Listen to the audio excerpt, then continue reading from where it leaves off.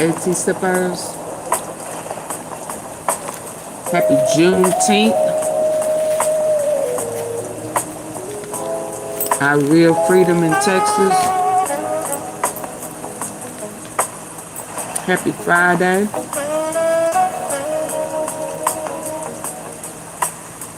Happy Friday, y'all.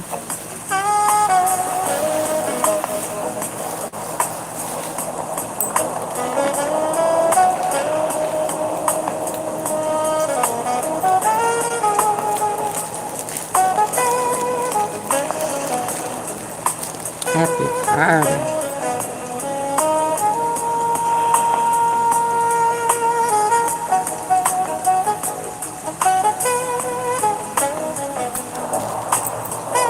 Come on, come on, come on.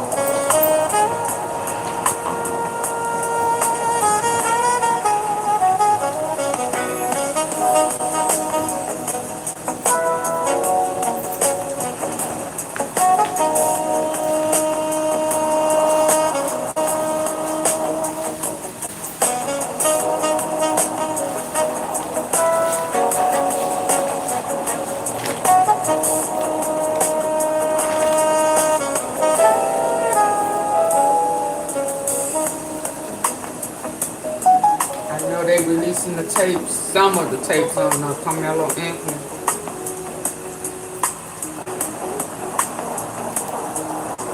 They still lying now.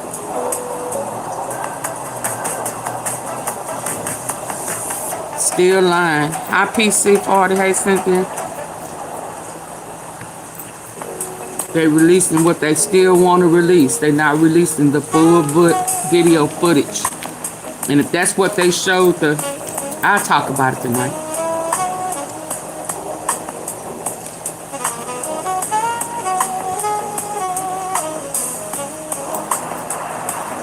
Come on in so we can talk about this president. I think he's trying to stage a getaway on his new Air Force One. I think some folks feel betrayed. Then Miriam Adelson, who gave him $100 billion, $100 million, and they feel betrayed. Let me get some water, y'all.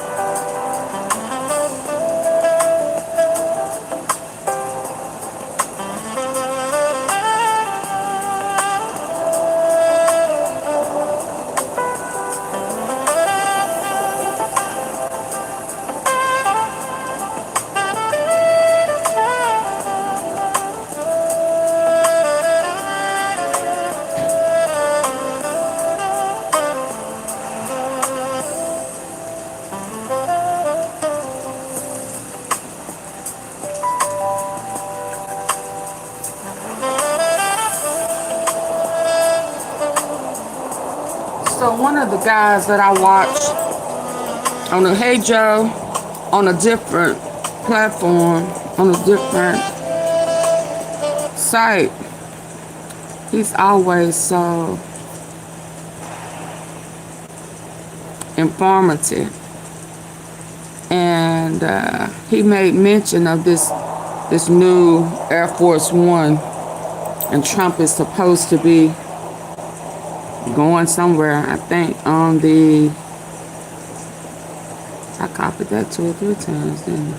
Chaos Erect. And he's saying he's supposed to be flying out on the 3rd of July. Air Force One on July 3rd. Mossad is attempting to assassinate President Trump as he flies in the new Air Force One on July 3rd. Mossad is attempting to assassinate President Trump as he flies in the new Air Force One on July 3rd. So when I heard this, and I saw earlier where Marion Adelson is saying that Trump betrayed her, reminded me of when Charlie Kirk refused to, when he was pulling away from Israel, and Bibi Netanyahu, offered him hundreds of thousands of dollars, and he turned it down. Then he asked him to come talk to him in the fake land, Israel, and he refused. Within the next 2 days, he was gone. So I said, wait a minute. Wait a minute. That sounds like what's going on with Trump right now. Bibi Netanyahu pissed. Miriam Elderman, she's saying, you betrayed us. He was blasted in the newspaper owned by top donors. You betrayed us. I said, uh-oh. He know that he just hot in the oven. He know he could. He know he could. And all of a sudden he coming out with this new, I thought that they wanted their plane back. I could have sworn they wanted that plane back. Unless in this deal he did, but when he betrayed Israel, they let him, now all of a sudden we'll give it to you. I don't know what that's about. But I'm feeling like how Charlie Kirk was feeling when he knew that they was coming to get him.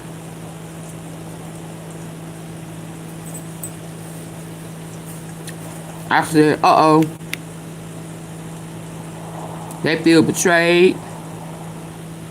They've been putting money in his pocket. BB on trial over there in Israel. Man, everybody talking about this footage. I don't want to talk about it right now. I'm going to let everybody get their stuff off. I'll take a look at it later on tonight with the tea sippers. I did glance at something that allowed me to know that he was indeed jumped. And it looked like a few people swung at him. One push.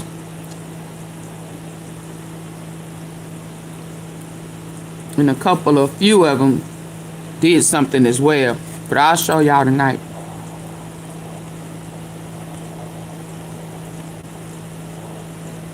I don't want everybody repeating the same stuff over and over. Until I see some progress, I'm just not gonna run his name like that. I'll keep him alive. Hope Erica Kurtz admit to YouTube how she acted like a widow. Oh wow. Everybody's being exposed. Google or YouTube how to act at a funeral. Have you ever? Wow. Has that thought even crossed your mind? How to Because Erica Kurtz at some other Turning Point PSYOP summit, and she's in front of a crowd, she's on stage, she's being interviewed, and somehow the conversation of grief comes up, and the widow comes up. And she goes on to tell everybody how she actually was looking up videos of how to handle grief, how to act like a widow. How to act like a widow. What the fuck? You would never do that unless you were trying to portray an image Right. or emotions that weren't actually there. Those of you who've gone through grief, like I said, it fluctuates. It's a wave. There are moments where you're just sitting there and you're like, brace for impact. Like, the wave is coming, and you just gotta sit there and let it smack you in the face and then wash it off. But it's one of those things where every day is different. I want my children, of course their childhood is gonna look very different from a lot of other children's childhood, but I want them to know that they are so loved, that they have an army of people believing in them and supporting them, praying for them. But honestly, just why is she so special that can't nobody see her kids? For their kids? hearts too, for my babies, because I don't know how there is no blueprint here. That's the weirdest part of all of this. You can see all the president's kids, but we can't see hers. Why is she so special? That have been semi in the similar situation, which is, it's very different at the same time, because now we have social media and all this other crazy stuff out there. But there's no blueprint. So I am just relying so heavily on the Lord to just guide me. I want to get somebody to answer that for me. And just really trusting in that. And it's going to take a village, and I want them to just have prayers for their heart, because I don't know how it'll manifest in them when they get older. I do know that they will be walking with the Lord, and I do know that it's the little moments, like a father-daughter dance, or like my daughter not being able to have her father walk her down the aisle. Those little moments that I just pray for. Or like Charlie teaching my son how to throw a football. It's like little things like that. But just their hearts would be. Her son, not our son. Us and around the organization, because the enemy would love nothing more than to have destroyed what Charlie built with that one bullet, and it's not going to happen. It's just not. I refuse to let it happen. And I feel bad for the children of this woman, because there is no way your kids are going to grow up in any school, in any environment, in any educational institution. You're going to have to homeschool your kids. And you're going to have to prevent them from having a cell phone until they're probably 14. Maybe you can do it till they're 16 if you're lucky. But at some point, those kids are going to be on a play date. They're going to be with their friends. They're going to be with somebody else. And the conversation is going to spin around to, did you know, or do you think your mother played a role in having your father assassinated? Because that's where this conversation's going. Could you imagine being Eric Kirk? And then that would be the only thought in my head.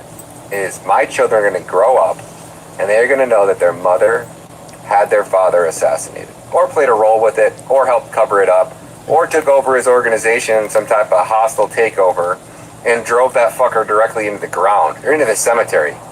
They might as well bury that shit next to Charlie, because, well, there is no recovering for this organization. There's no coming back from this. The only people that are going to support them are the God's chosen people. So they're either going to move their base of headquarters to Tel Aviv when Israel gets cut off from the rest of the world, or, well, they're going to go bankrupt here in America.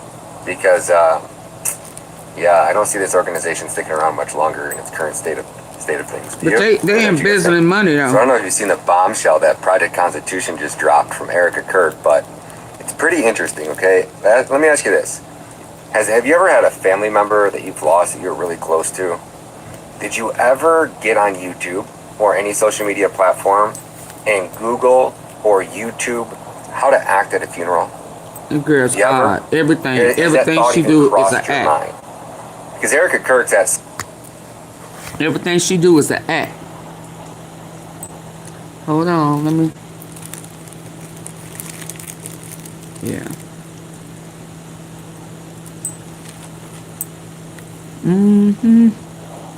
I think it was one more. Let me see.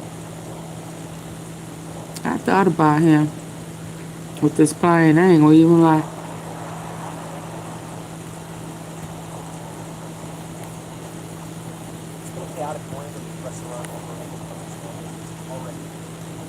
Talks in Switzerland were abruptly canceled last night between the U.S. and Iran. J.D. Vance canceled his trip, citing logistics issues. Yeah, they know there's a threat going on somewhere. Iran said they wouldn't show due to continued Israeli bombing of Lebanon, a violation of the MOU. And speaking of that situation right now is only getting worse. Israeli Prime Minister Netanyahu vowed that Israel will stay in Lebanon, quote, as long as necessary, while National Security Minister Ben Gvir called for massive escalation, saying, quote, all of Lebanon must burn. He said, quote, for every tear of an Israeli mother, 1,000 Lebanese mothers must weep. At least 47 people have been killed and 97 wounded in airstrikes by Israel and Lebanon today. There were then reports that the IRGC I guess shut down the Strait of Hormuz Netanyahu again, want with the IRGC the people warning just to ships let to not approach. him bomb Iran them also reportedly fired and don't warning bomb shots back. at ships attempting to cross. They said that they would keep it closed until Israel stopped their attacks. However, Iran's foreign ministry then disputed comments from the IRGC and said the strait was still open. So the status of the strait remains unclear as of this moment. And More in the lies. midst of all of this, Trump caused a diplomatic crisis with Italy. Italy's foreign minister has now canceled his planned June 21st to 22nd trip to Washington after Trump insulted Prime Minister Giorgia Meloni, claiming that she, quote, begged for a photo with him at the G7 and that he, quote, felt sorry for her. Meloni responded directly to Trump's claims And I saw earlier, him standing saying by that the himself. claims were completely made up and slamming Trump for constantly attacking American allies while sucking up to America's enemies. She finished her statement saying that Trump must remember one thing, quote, Italy and I never beg. There are a lot of extremely volatile situations at the moment. We're tracking them all. So spread the word. Hey, listen to the Midas Touch podcast for more. We've got a new episode right now. It's been a chaotic morning in the U.S.-Iran Memorandum of Understanding. A lot of going on. And then he brings up... If I have 200 views, Hold on, let me get over here.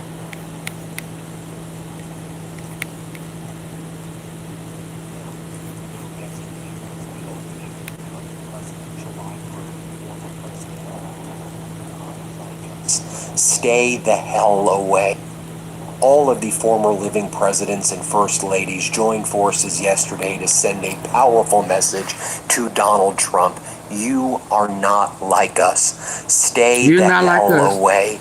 We may come from different political parties, but we all believe in the rule of law. We all believe in the peaceful transfer of power. We all believe in civil rights. We all believe in empathy. We all believe in the continuity of our democracy. Stay the hell away, Donald. Now, we know yesterday was the opening of the presidential library of former President Obama. Notably, Donald Trump has continuously mocked Obama's presidential library campus, which spans over 19 acres. Donald Trump's been making posts comparing it to a garbage can. When you actually look at it, though, it is beautiful, it is lively, it tells a story, it reflects former President Obama's connections with Chicago, and it was such a powerful image yesterday, wasn't it, to see all the former living presidents and first ladies side by side. And when we heard the speeches that were given, the messages were clearly being directed at Donald Trump. Again, you are not like us. And when we heard former President Obama give his speech, he talked about how all of the presidents who are here, we may have different political views, come from different political parties. We may have differences when it comes to this specific plan or this specific policy, but fundamentally, we all agree and share values and principles. And the message was Donald Trump doesn't share those values and principles. Notably, you also had California Governor Gavin Newsom attend. You had Kamala Harris, former First Lady Harris, attend. And they also expressed, wow, isn't this incredible just to see normalcy? We kind of forget that this all existed once upon a time. These former presidents who at least were dignified in their handling of things, whether we agreed with their policies or didn't agree with their policies, they reflected the values of the United States of America. You see this group photo right here, and while Donald Trump is watching all of these musical acts cancel on him for the July 4th event and for his Freedom 250 event, and America 2, whatever he's calling it now, which perverted the 250th anniversary of the United States. No one wants to be associated with Donald Trump. Just think about the people who showed up for Obama's opening. In addition to all the former presidents and first ladies, Bruce Springsteen, Stevie Wonder, Bono and the Edge, John Legend, Christina Aguilera, Mark Anthony, Jennifer Hudson, Eddie Vedder, The Roots. I could keep going on. You had Tom Hanks. You had David Letterman. You had Stephen Colbert, and everybody was having just a good time.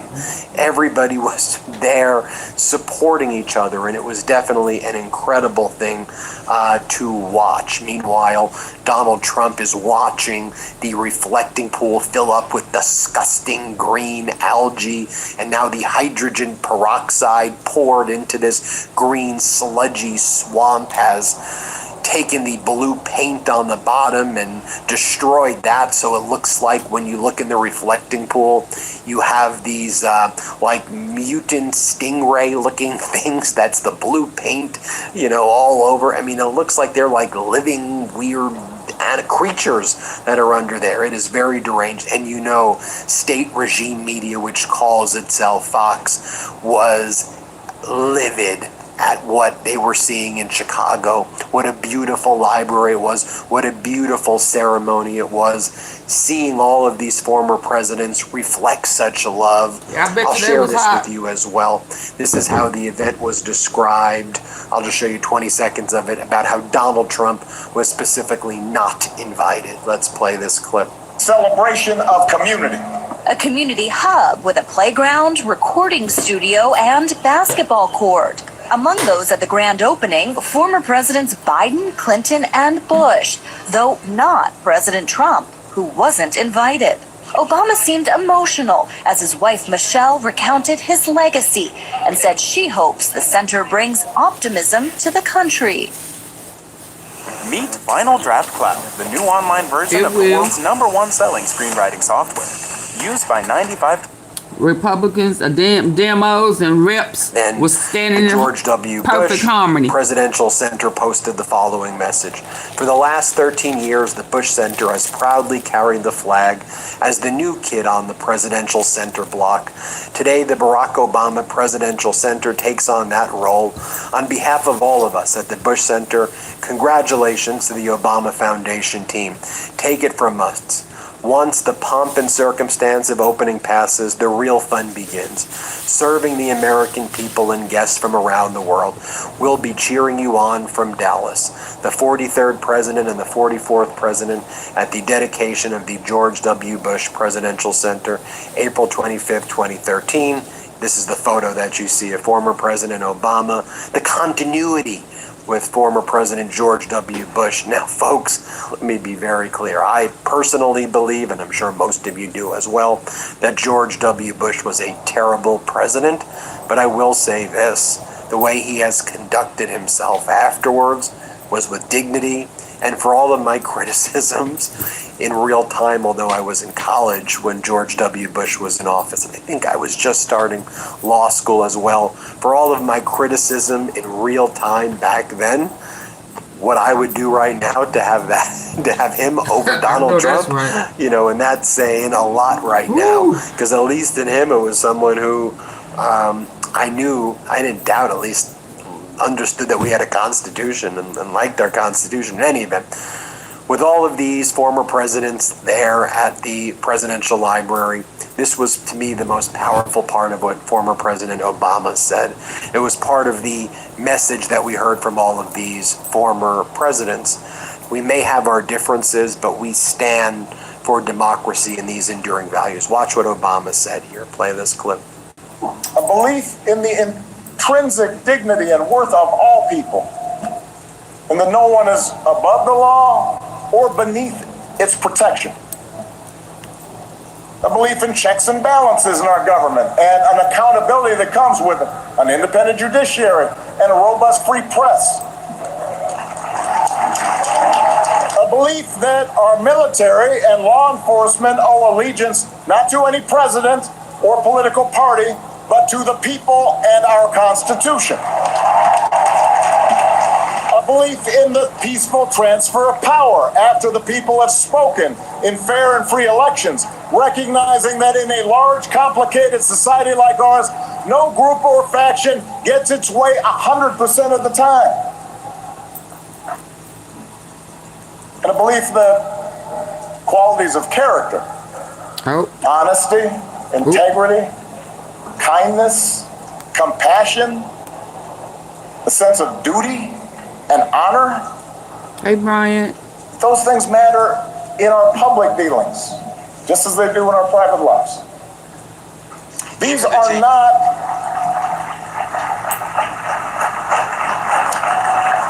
these are the values and traditions I believe in. And they are not Republican or Democratic values. They're American values we can all share, regardless of party.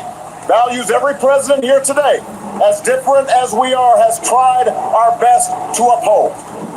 Values that John McCain and Mitt Romney believed in no less than I did.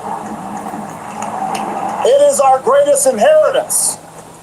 Now, Newsmax is conducting its own poll on President Trump's job performance. It takes just a minute to vote, so let us know what... Hey everybody, Ben Meiselas here from the Midas Touch Network. I wanted to let you know about my podcast partner, Michael Popak's new law firm. And at that time, Popak was not able to, so he went out on his own. He started the Popak KAF, this green, slimy...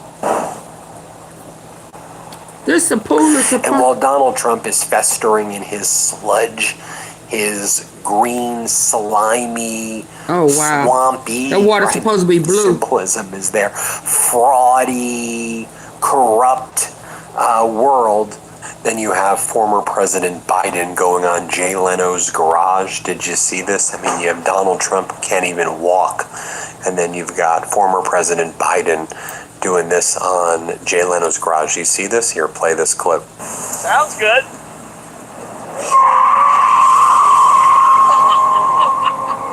Try your brakes. They're good.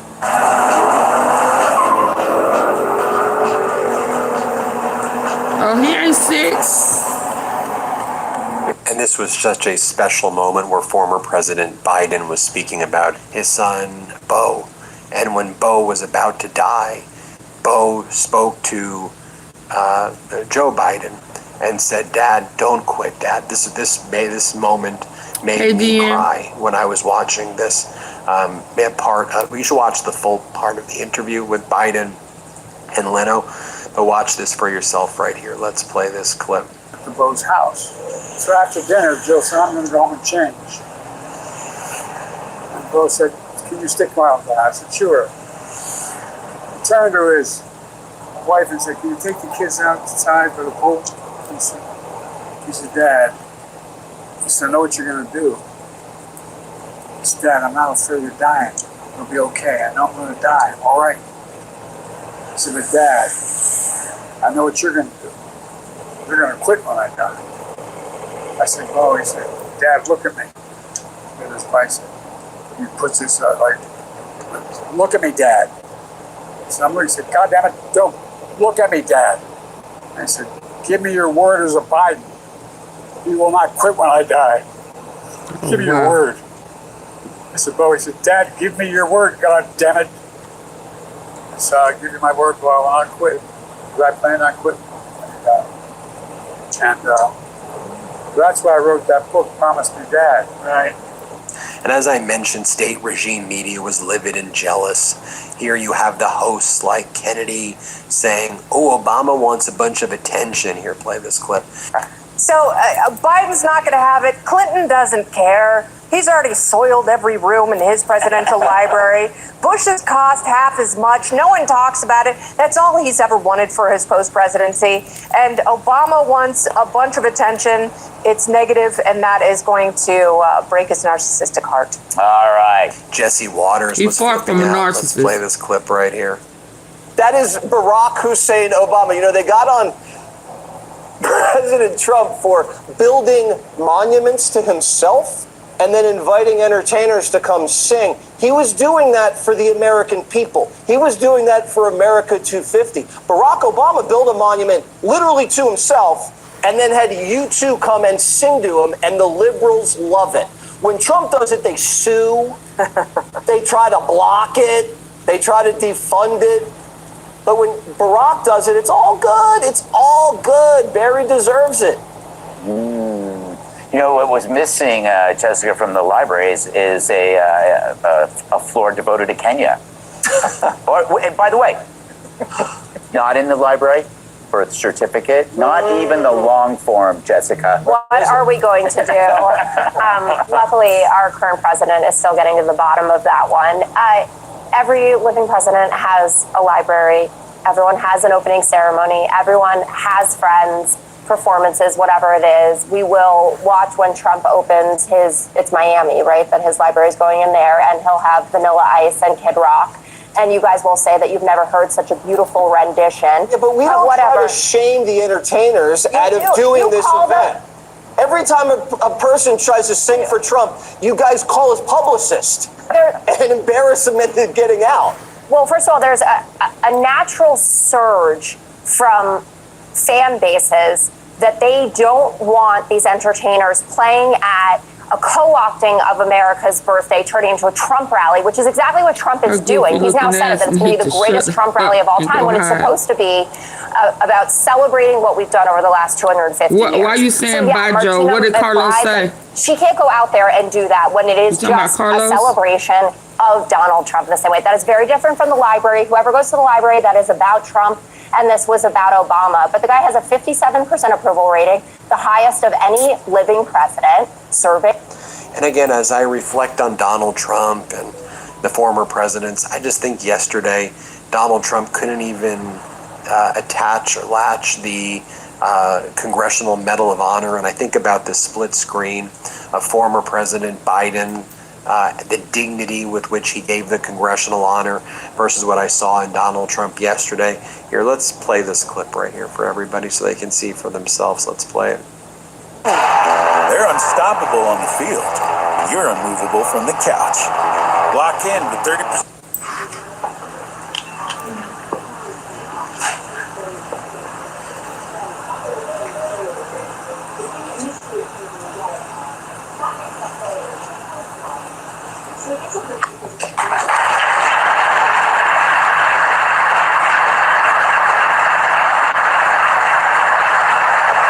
Trump's stuck. He don't know what he's doing.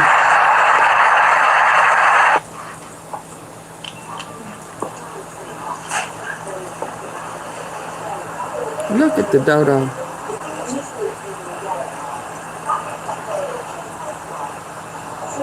He don't have no idea what he's doing.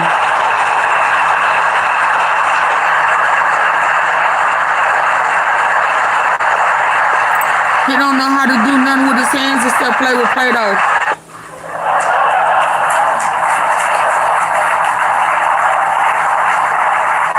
Ooh. And it's such a big contrast, right?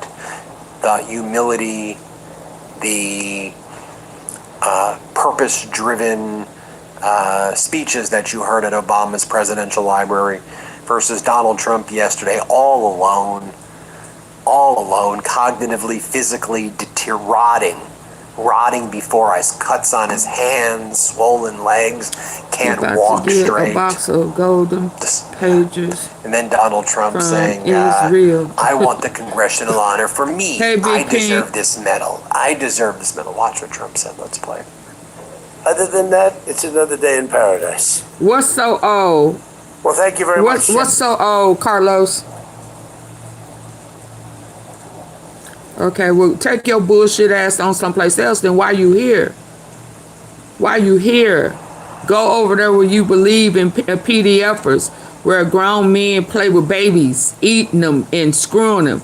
Take your ass over there when they do that type of shit at. Yeah, because this ain't it. So bye. Y'all say bye to ill-begotten Carlos. He's a PDFer. Yeah, he like that shit. Let's go. Y'all hit the like button, please. Kaplan, I have no higher privilege than serving as the Commander-in-Chief of the U.S. Armed Forces. I'm so proud of them. A 250-year tradition of the bravest and greatest heroes ever to walk the earth. But only a few have received our highest military distinction, the Congressional Medal of Honor. I wanted to give it to myself, but I was informed I couldn't do it. And I couldn't find anything where I was actually worthy, so yeah, here we are, you understand? There you have it, folks. Oh my Let me know God. what you think about all of this. Hit subscribe. Let's get to 7 million subscribers, and thank you so much for watching this. Let's get to 7 million subscribers. New Midas merch. Okay, let's move on. Who's next? Trump legal bloodbath. Who is next? Who was the Attorney General? Brain meningioma diagnosis to find out if you may qualify to file a compensation claim, Pam even if Bondi, you don't who have your next? old medical. Even Republicans. Hold on, this might be all.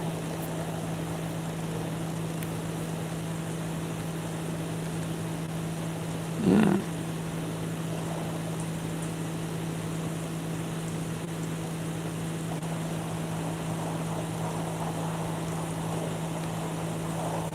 On the night of May 23rd, 2026, Russia launched what became the largest single missile strike of the entire war. 90 missiles, 600 drones, Iskander-M ballistic missiles, Kinzhal hypersonics, the new Orshnik intermediate-range ballistic missile, a weapon that travels so fast there is almost no time to react. All of it aimed at Kiev and the surrounding regions in a single, coordinated, devastating swarm. Ukraine's air defenders worked through the night. And in the morning, officials reported they had destroyed 55 missiles and 549 drones. Those numbers sound impressive until you do the math. 36 ballistic missiles were launched. Ukraine intercepted just 36.7% of them. That means roughly 23 Russian ballistic missiles, the most dangerous, most destructive category of weapons in this war, punched straight through Ukraine's air shield and hit their targets. Let that number sit with you for a moment. This is not a one-night anomaly. This is a pattern. And it is a pattern that has been building for months, accelerating in recent weeks, and pointing toward a conclusion that European defense planners are now privately acknowledging, even if they are not yet willing to say it out loud. Ukraine's air shield, the network of Patriot batteries, NASAMS launchers, Iris-T systems, and F-16 platforms that the West spent 3 years building and supplying is breaking down. And the breakdown is not happening slowly. It is happening fast, faster than anyone predicted, faster than the production lines in the United States and Europe can respond to. And the implications of that breakdown do not stop at Ukraine's borders. They travel straight into the heart of European security planning, into the crisis rooms of NATO headquarters, into the calculations of every general and defense minister from Warsaw to Lisbon. That is what we are going to talk about today. I am Professor John Shakin, and I want to take you through exactly what is happening, why it is happening, and what it means, not just for Ukraine, but for the entire continent that watches this war and knows, whether or not it admits it, that the lessons being written in Ukrainian skies are lessons for everyone. Let me start with the numbers, because the numbers do not lie, even when the official statements try to soften them. Ukraine entered this war with a patchwork air defense inherited from the Soviet era, supplemented over time by Western donations. The backbone of that defense, the single most important component, was the American-made Patriot missile system. Patriot is not just a weapon, it is a symbol. It represents the highest tier of Western air defense technology, capable, in theory, of intercepting ballistic missiles, cruise missiles, and aircraft at ranges and altitudes that no other system in Ukraine's arsenal could match. For much of the war, Patriot performed. In the early years, Ukrainian operators running Patriot batteries around Kiev achieved intercept rates that genuinely shocked Russian planners. There were nights when every incoming Kinzhal was destroyed. There were salvos that simply ceased to exist before they reached their targets. But something changed, and it changed in a very specific, very traceable way. In August of 2025, Ukraine's ballistic missile interception rate climbed to 37%. High. Consistent. This is Honey with Superpowers by Mana Kora. It's your daily dose of wellness, and the most... Giving some hope that the system could hold. Then September came. Russian forces had modified their Iskander-M and Kinzhal missiles, software changes that allowed the weapons to follow a completely normal flight trajectory through most of their journey, before suddenly executing steep terminal dives or violent lateral maneuvers in the final seconds of flight. Moves specifically designed to confuse the Patriot's fire control radar. moves designed to make the interceptor miss. The interception rate that September collapsed to 6%. 6% on ballistic missiles. Think about what that means. If Russia launches 30 Iskanders in a single night, which it now does routinely, Ukraine can stop fewer than 2 of them. The other 28 reach their targets. Power plants, water infrastructure, military depots, drone manufacturing facilities, apartment buildings, and the interception rate has only partially recovered since then. The May 2026 data, up 36.7% on ballistic missiles, is better than September 2025, but it still means that in Russia's largest missile strike of the entire year, nearly 2/3 of ballistic missiles hit their intended targets. That is not a functional air shield, that is a colander. Now here is a part that the press releases do not adequately explain. Ukraine's declining intercept rate is not primarily a failure of training. Ukrainian operators are, by multiple accounts, extraordinarily skilled. They have been doing this under fire for over 4 years. They know these systems better than almost anyone. The problem is not the operators. The problem is math. Specifically, it is the math of missiles versus interceptors, what defense analysts call the cost exchange ratio, and what I would more bluntly call the economics of shooting things down. A Russian Shahed drone costs somewhere between $20,000 and $30,000 to produce. Ukraine's most capable interceptors, the PAC-3 MSE missiles that are the gold standard of the Patriot system, cost approximately $4 million each. Intercepting a single cheap drone with a top-tier Patriot missile means spending 130 times more than your opponent. Russia understands this perfectly. That is precisely why Russian commanders now routinely launch salvos of hundreds of Shaheds simultaneously, not always with the primary goal of reaching targets, but to force Ukraine to burn through irreplaceable interceptor stocks just to stay in the fight. But the drain from drones is, in some ways, the smaller problem. The ballistic missiles are where the real crisis lives. Intercepting a single Iskander-M frequently requires firing multiple PAC-3 interceptors. This is not a design flaw. It is a physical reality of trying to hit a weapon traveling at Mach 7 that is actively maneuvering. The European Commissioner for Defense publicly stated in March that Ukraine needs as many as 2,000 Patriot interceptors per year just to maintain a baseline defense. And yet over 4 full years of war, from 2022 through 2026, Ukraine received a total of 620 PAC-3 interceptors from Lockheed Martin's production lines. 620 total. Over 4 years, against a requirement of 2,000 per year. Those two numbers are not a gap. They are a chasm. And that chasm is now visible in Ukrainian skies. Zelensky said it himself in April, speaking to German broadcaster ZDF in language that was striking in its bluntness for a wartime leader. He said the situation with Patriot missiles was in such a deficit it could not be any worse. His advisors confirmed to the New York Times that launchers in the field are half empty, and that Ukrainian Air Force representatives are reduced to asking international partners not for full resupply packages, not for the 2,000 missiles they need, but for 5 to 10 missiles per negotiation. 5 to 10 missiles. And this is happening while Russia is simultaneously destroying the launchers and radars that even fire those missiles. On January 19th, 2026, an Iskander-M strike near Shevchenko destroyed a Ukrainian Patriot radar system and associated command vehicles. The radar is not just expensive, it is irreplaceable on short timelines. Without the radar, the launchers cannot function. Destroying the radar is not just destroying one weapon, it is blinding an entire segment of the air defense network. At this point, you might be asking, where is America in all of this? This is, after all, American technology. These are American missiles. The United States spent decades developing and refining the Patriot system. Why can it not simply resupply Ukraine? The answer to that question requires understanding a transformation that has happened in Washington since January 2025. The Trump administration made a deliberate policy-level decision to stop donating Patriot interceptors directly to Ukraine. In July of 2025, it introduced a new mechanism called the Prioritized Ukraine Requirements List, the PRL program, under which the United States sells missiles to NATO allies, who then donate them to Ukraine. This adds cost, complexity, and delay to every transfer. It also means that the volume of missiles flowing to Ukraine is now constrained not just by production capacity, but by the willingness and financial ability of European allies to purchase and pass on American weapons.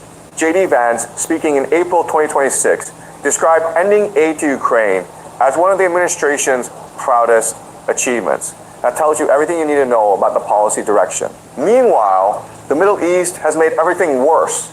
During the 12-day Israel-Iran war in June of 2025, the United States fired approximately 150 THAAD interceptors, roughly a quarter of every THAAD ever purchased by the Pentagon, and around 80 SM-3 missiles from naval vessels.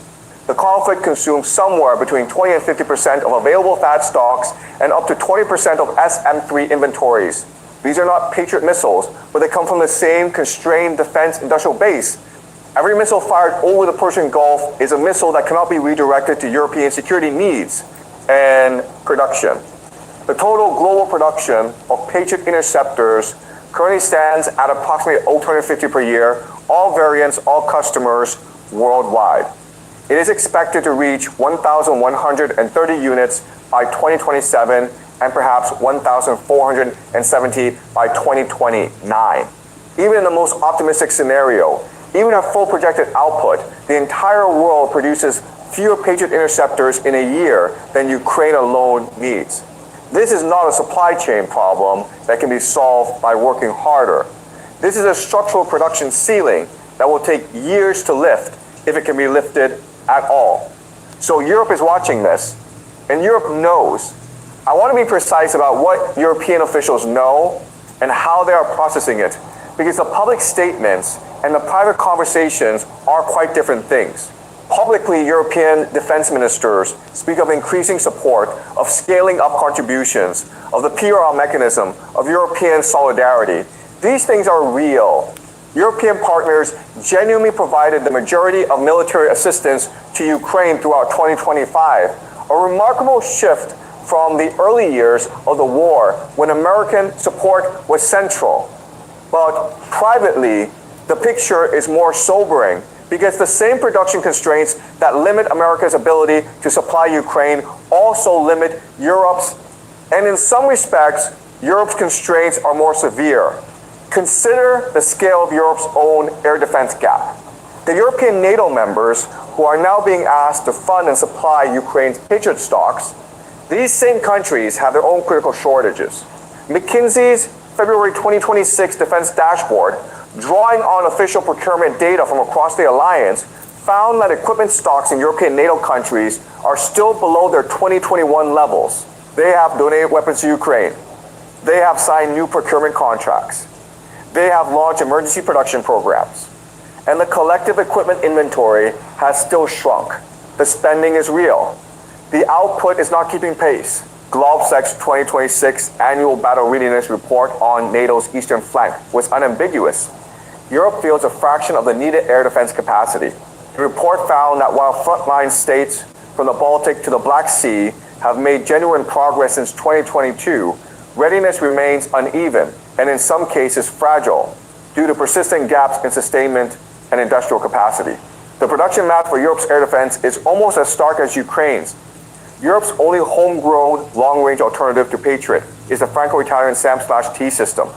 Production of the Aster-30 interceptors that Armament currently runs at 220 to 250 missiles per year, with modest growth expected. Meanwhile, analysts at the North Luftwaffe blog estimate that to maintain current interception levels against Russian attack patterns, Ukraine alone requires approximately 4,800 surface-to-air missiles. Y'all please hit the like button. It's 173 people in here. I only have, 42 likes. Hit the like button. Europe's entire Aster-30 annual production would cover roughly 5% Double tap the face of of your that phone requirement. or hit those three dots at the top right Here's a piece corner. of the story that I find most significant from a strategic analysis perspective, and it is a piece that receives the least coverage in mainstream discussions. Russia is not simply winning a war of attrition against Ukraine's missile stockpile. Russia is actively testing and refining a theory of warfare that is directly applicable to a potential conflict with NATO. Think about what Russian defenses with simultaneous multi-vector attacks, drones coming from one direction, cruise missiles from another, ballistic missiles from a third, forces offenders to split their limited interceptor stocks, and guarantees that some portion of the attack will get through.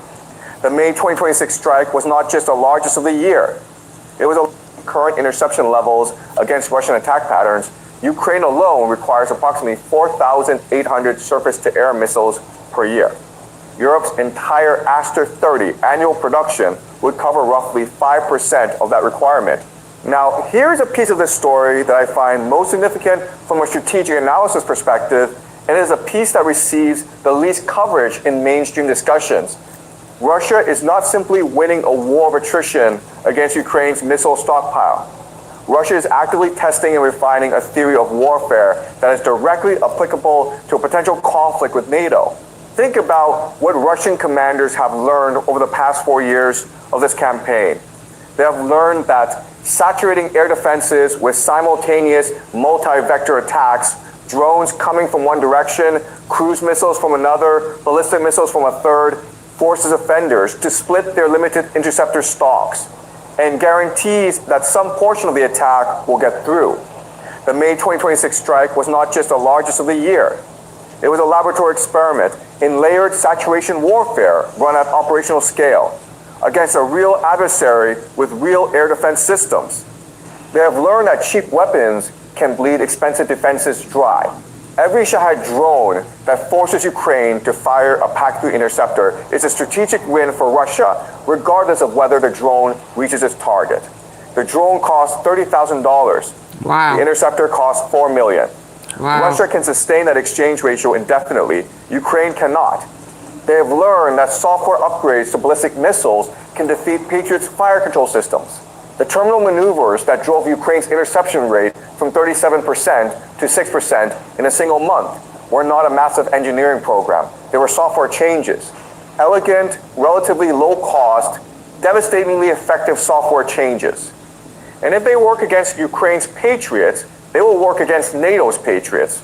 They have learned that targeting the radar and command vehicles, not just the missile launchers, can neutralize entire air defense segments at a stroke. The destruction of a Patriot radar is not just the loss of one system. It is the operational blinding of a zone. Every NATO defense planner watching this war is asking the same question, even if they are reluctant to say it at a press conference. If Russia can systematically overwhelm and degrade Ukraine's Patriot-based air defense, with Ukraine's operators being among the most battle experienced in the world, what does that tell us about NATO's own air defense architecture? The Atlantic Council's recent analysis on the future of NATO air domain deterrence noted that there's broad European consensus that Russia poses a serious and potentially existential threat. But consensus about the threat is not the same as capability to counter it. And the operational record in Ukraine is providing a detailed, real-time tutorial on exactly where the gaps are. Let me talk about what Europe is trying to do in response, because the picture is not uniformly dark. There are genuine efforts underway, and some of them are consequential. Denmark made a significant decision in April 2026, committing approximately 1.47 billion euros to procure SAM/T systems, the European alternative to Patriot. President Macron has confirmed 8 SAM/T units moving into Ukraine for combat testing against live ballistic threats. This is meaning combat testing in a real war against real Russian missiles will produce data that no simulation can generate. The Rheinmetall MBDA joint venture at Schrobenhausen is being scaled to produce older GMT interceptors as a volume substitute for the unavailable PAC-3 MSC. The GMT is less capable against the most advanced ballistic missiles, but it is available. In a world where the alternative is empty launchers, available matters. At the Hague NATO Summit in June 2025, all 32 NATO members except Spain committed to a 2-tier spending target, 3.5% of GDP on core military spending, and an additional 1.5% on security-related investment. If achieved, this would push European defense spending toward 800 billion euros annually by the end of the decade. That is real money, theoretically transformative money. And CSIS, just last week, published an analysis calling for an EU-led emergency acceleration program for air defense production, what they are calling an ASAP for air defense, modeled on the EU's route for earlier ammunition production acceleration, and designed to address the structural production constraints that neither NATO coordination nor national procurement is currently capable of solving. These are serious proposals. Some of them will happen, some of them will produce real capability, but here is the fundamental tension at the heart of all of it. And it is a tension that no amount of policy ambition can wish away. Germany illustrates the problem precisely. Between 2025 and early 2026, the 6-month moving average of German domestic defense orders roughly doubled. Defense demand in Germany has more than doubled since 2019. And industrial production, the actual output of factories, the actual missiles coming off assembly lines, has risen by only about 25% over the same period. Demand is growing 5 to 6 times faster than output. Orders are not missiles, contracts are not interceptors. And the distance between a signed procurement agreement and a weapon system sitting in an operational launcher can be measured in years. Russia is not going to wait for European production lines to catch up. The war in Ukraine is not pausing while defense contracts are processed. The gap between what Europe is spending and what Europe is fielding is not a gap that closes quickly. The McKinsey analysis was precise about this. Despite unprecedented spending increases, equipment inventories are still below 2021 levels. The money is real. The capability is not yet there. There is a harder conversation underneath all of this that I want to surface directly, because I think it is the conversation that most clearly illuminates what is at stake. Ukraine's air defense crisis is not solely a Ukrainian problem. It is a stress test of the entire Western approach to air defense against a peer adversary. And the test is not going well. The United States spent decades building and exporting a Patriot-based air defense architecture under the assumption that it would be the dominant, largely unchallenged standard. NATO adopted it, optimized around it, built doctrine around it. The question of whether it could be systematically defeated by a determined adversary with sufficient missiles, the right software upgrades, and a willingness to accept exchange ratios that favor attrition. That question was largely theoretical until 2022. It is no longer theoretical. What Ukraine is experiencing right now is a live operational proof of concept for how to defeat a Patriot-centric air defense. The lessons are being written in real time in Ukrainian cities at Ukrainian expense. And those lessons do not expire when this war ends. They go into the doctrine, the targeting systems, and the strategic planning of every adversary considering future conflict with NATO. This is why European defense planners are so unsettled. Not just because Ukraine is running out of interceptors, though it is not just because Russia is destroying Patriot radars, though it is doing that too, but because the operational template that Russia is developing and refining in Ukrainian skies is directly transferable to any future scenario on NATO's eastern flank. Saturate, degrade, destroy the radars, launch the ballistics when the magazines are empty. Europe is watching this. Europe knows this, and the scale of the response, the urgent procurement programs, the ASA proposals, the new spending commitments, the SAM/T orders, the calls for European strategic autonomy in defense, all of it reflects the implicit acknowledgement that the air shield model that NATO has relied upon for decades is under fundamental challenge. Let me close with something that I think is important to say clearly, even if it is uncomfortable. There's a version of this story that treats it as simply a question of whether Ukraine wins or loses its air war.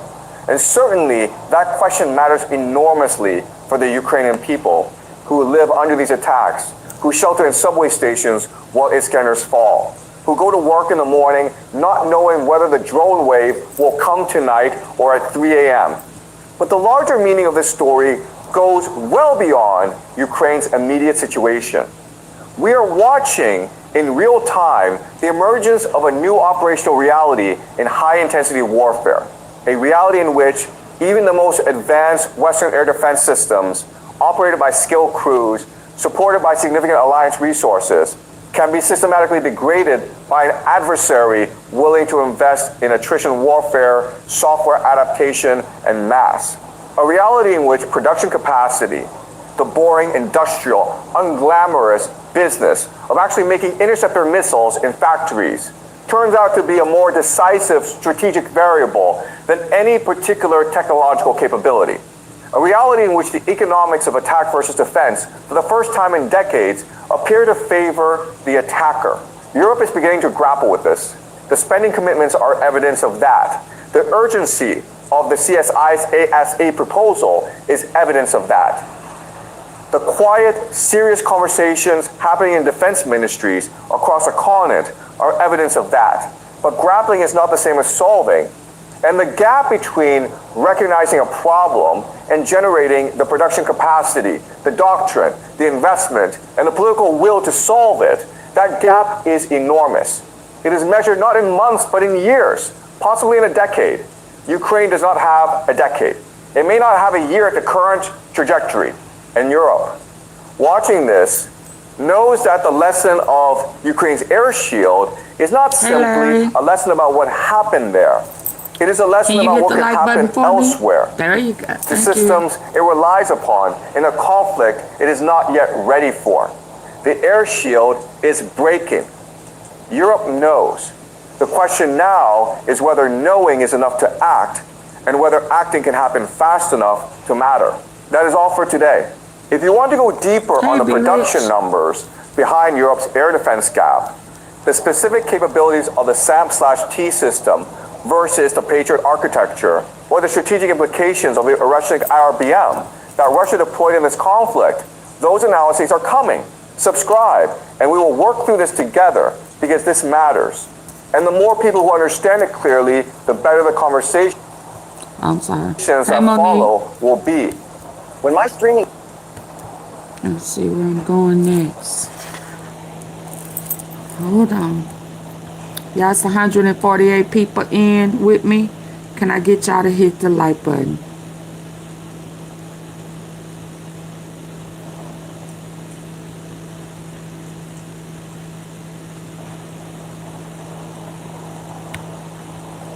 There has been one phone call that always came first. For 30 years, there has been one phone call that always came first. Before America made a major move in the Middle East, the phone rang in Jerusalem first. Every president understood it. You consult Israel. I would have never given him back the money. Donald Trump's deal with Iran is getting a lot of bad press. How bad is it? It is much worse than you think. Let's break it down. I would have never given him back the money. I would have said, the money is off the table, let's start negotiating. And you know what? I would have won that negotiation. So that was Donald Trump bashing Barack Obama. Do y'all want to see the difference in the amount of money? I have an illustration here. It is, oh my God, it is mind-blowing. Mind-blowing, mind-boggling. For him to eat, it blows my mind that he brings up stuff that the truth to the matter of it is, it's crazy. I mean, he act like Barack Obama gave more than he did. And that's just not the case at all. And look at this, y'all. Look at this. What President Barack gave versus what he did. Hold on, let me get to it. Look at this. 1.7 billion to 300 billion. Don't that look crazy? Don't that look crazy? And he has the nerve to bring it what President Barack did. Like, oh, it's just so disgusting. I just would have. But you gave, I can't even, 97 billion more than he did. Why would you even be bringing it up in conversation? That blows my mind. Normally, typically, people with good sense, they would just stay away from it altogether. But no, he makes it a topic of discussion. As if President Barack did worse, far worse than he did. I don't understand the calculation in the head. I just don't. Agreement, the JCPOA, the prior agreement with Iran, that unfroze $1.7 billion for Iran. But Donald Trump's preliminary memorandum of understanding allows Iran to unfreeze 24 billion, have access to 24 billion in frozen assets. And not just that, it provides a $300 billion reconstruction fund for Iran. It makes the Obama agreement look like child's play. Absolutely. But this is just the beginning of how bad this deal or non-deal is. It is all weighted for Iran. It relieves sanctions. It allows Iran potentially to charge tolls to go through the Strait of Hormuz, something they've never been allowed to do. It frees up their ability instantly to sell oil, to use banks to process the financial transactions. It gets instant relief from sanctions. It has the president talking about allowing Iran to have a missile capability. Donald Trump is the first president to begin a war and lose that war in a single year. Let's break it down. Start a war and lose one. The reason for the war supposedly was Iran's missile capability, that it might one day hit the United States. The regime already had missiles capable of hitting Europe and our bases. It gets instant relief from sanctions to go through the Strait of Hormuz, something they've never been allowed to do. It frees up their ability instantly to sell oil, to use banks to process the financial transactions. It gets instant relief from sanctions. It has the president talking about allowing Iran to have a missile capability. Donald Trump is the first president to begin a war and lose that war in a single year. But let's break it down. So a big part of the reason for the war supposedly was Iran's missile capability, that it might one day hit the United States. The regime already had missiles capable of hitting Europe, and our They've been having both local missiles and capable of doing that if they wanted to. Missiles capable of reaching our beautiful America. Here's Marco Rubio just recently talking about this missile shield that might protect an Iranian nuclear program. The president was not going to allow them to build a conventional shield behind which they can develop their nuclear program. Now let's hear what the president has to say. Saying that if other countries have them, it's a little bit unfair for them not to have some. That's right. Now he says it's okay. It's perfectly natural for Iran to have missiles. And it's not just the president. Here's J.D. Vance defending allowing Iran to now have missile capability. All the president said yesterday is that, of course, countries don't give up the right of self-defense. And even members of Congress also believe that Iran suddenly should have a missile capability. I prefer that they not. I certainly don't want them to have long-distance missiles. I don't want them to have nuclear-armed missiles. I would prefer they didn't. But I don't think that's the key issue here. I think that they have to be able to defend themselves. But this was a whole point of the war, according to the Trump administration, to take out their missile capability. Well, first of all, it's important to remember the objectives of this operation from the very beginning. We are destroying Iran's navy. We are destroying their ability to their missile launchers by a significant percentage. We're going to wipe out their defense industrial base, meaning their ability to make new missiles and new drones in the future, because it poses a great threat to the region. Now, one of the other cardinal purposes of the war was supposedly to end Iran's nuclear program. An Iranian regime armed with long-range missiles and nuclear weapons would be a dire threat to every American. We cannot allow a nation that raises terrorist armies to possess such weapons, would allow them to extort the world to their evil will. Not going to let it happen. But now listen to what Trump says about this nuclear material. Apparently, it's not so dangerous after all. We have cameras on it. You could make the case why you even bothering, because it's not really valuable. It's, it's probably $500,000 worth. It's not very valuable stuff. But I think psychologically we want to get it. That's right, we have cameras on it, it's buried, they're in no rush. Here's the president talking about his sense of urgency. What's happening is that at an appropriate time, there's no rush at all. We have cameras from space on it. We know everybody that goes there, which is like nobody. So there's now no rush. In fact, we might not even need to deal with it. It's a psychological thing. So we went to war apparently over a psychological thing. Now, there was also talk in the run-up to the war about changing the regime in Iran. Well, we've changed the regime, all right. We now have the Ayatollah's son running the place, and he's even worse than the father. It's an even more right-wing regime, but the agreement provides in one of its earliest sections that we will respect the territorial integrity of Iran and not interfere with its internal affairs, meaning that those Iranian protesters, those people we were supposedly defending, well, good luck to them, but we're not going to interfere anymore with what Iran does to its own people. Here's that section of the agreement. Paragraph 2, the United States of America and the Islamic Republic of Iran undertake to respect each other's sovereignty and territorial integrity and to refrain from interfering in each other's internal affairs.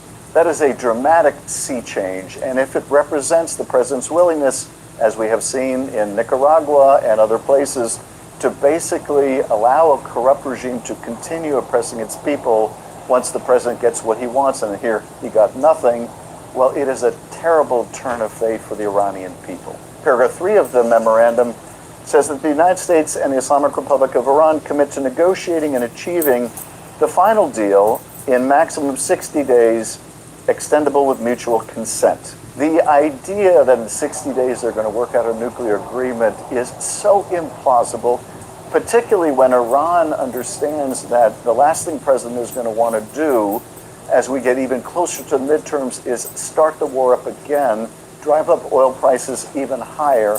So Iran has all the leverage here.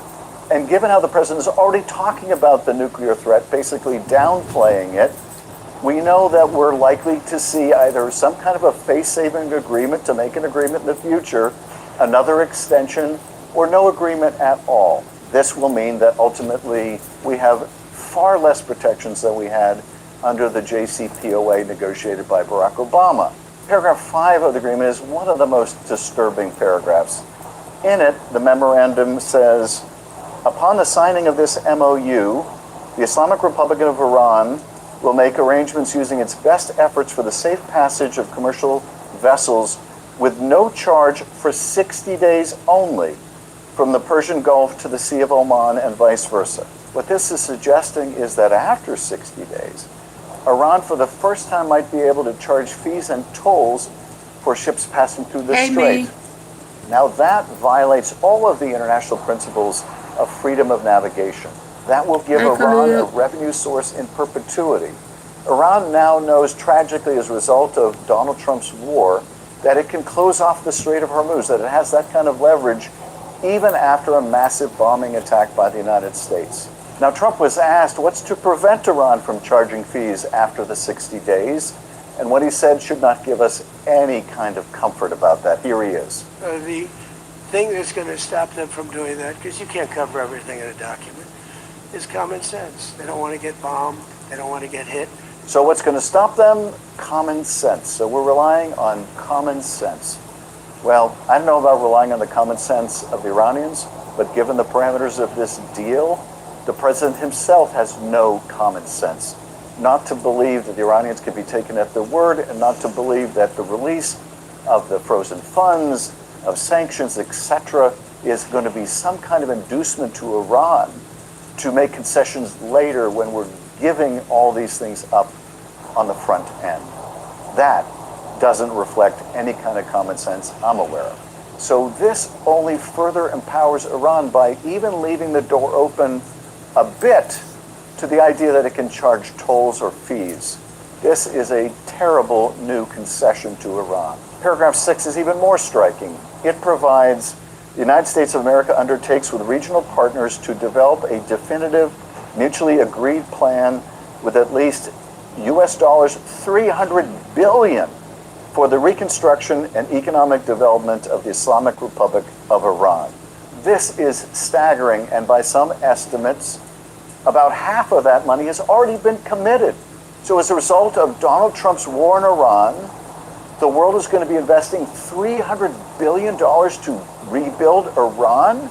That's what we're going to get out of this after Americans paid $60 billion more at the gas pump over the course of this war just so far, with more cost to Americans to come after losing 13 service members during the course of the war. Iran is going to get a $300 billion slush fund to improve its economy and rebuild its country. I would like to see a $300 billion investment in our country. But this is what's happened now. Trump defends us by saying, well, those aren't going to be US dollars. Here he is. We're not investing. We're not putting up 10 cents. But of course, that's what he said about his ballroom. We now know that $300 million of his ballroom is going to be paid for by you, the taxpayer. But regardless, the idea that we have agreed to commit the rest of the world to this massive reconstruction of Iran is unthinkable. Paragraph 7. The United States of America undertakes to terminate all types of sanctions against the Islamic Republic of Iran, including the United Nations Security Council resolutions, IAEA Board of Governors resolutions, and all unilateral U.S. sanctions, primary and secondary, in the agreed upon schedule as part of the final deal. So we're committing to do away with all sanctions on Iran, sanctions on its nuclear program, sanctions on its missile programs, sanctions on its support of terrorism. This goes way beyond anything we have seen in prior agreements. A new major concession given to Iran and in exchange for nothing. Paragraph 8, this is supposedly the paragraph where we get something out of the deal. Paragraph 8 says, the Islamic Republic of Iran reaffirms that it shall not procure or develop nuclear weapons. The interesting word here to pay attention to is reaffirm.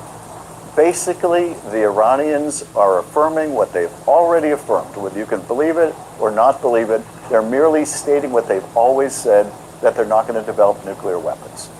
Now, that verbal guarantee has never been enough for the United States to rely upon. But the Trump administration says, well, it's different now because we, the Trump administration, were negotiating from a position of strength. Here's Pete Hegseth trying in a vain attempt to distinguish this agreement from the JCPOA, even though the JCPOA required inspections, it required blending down of Iran's nuclear material and the export of that material.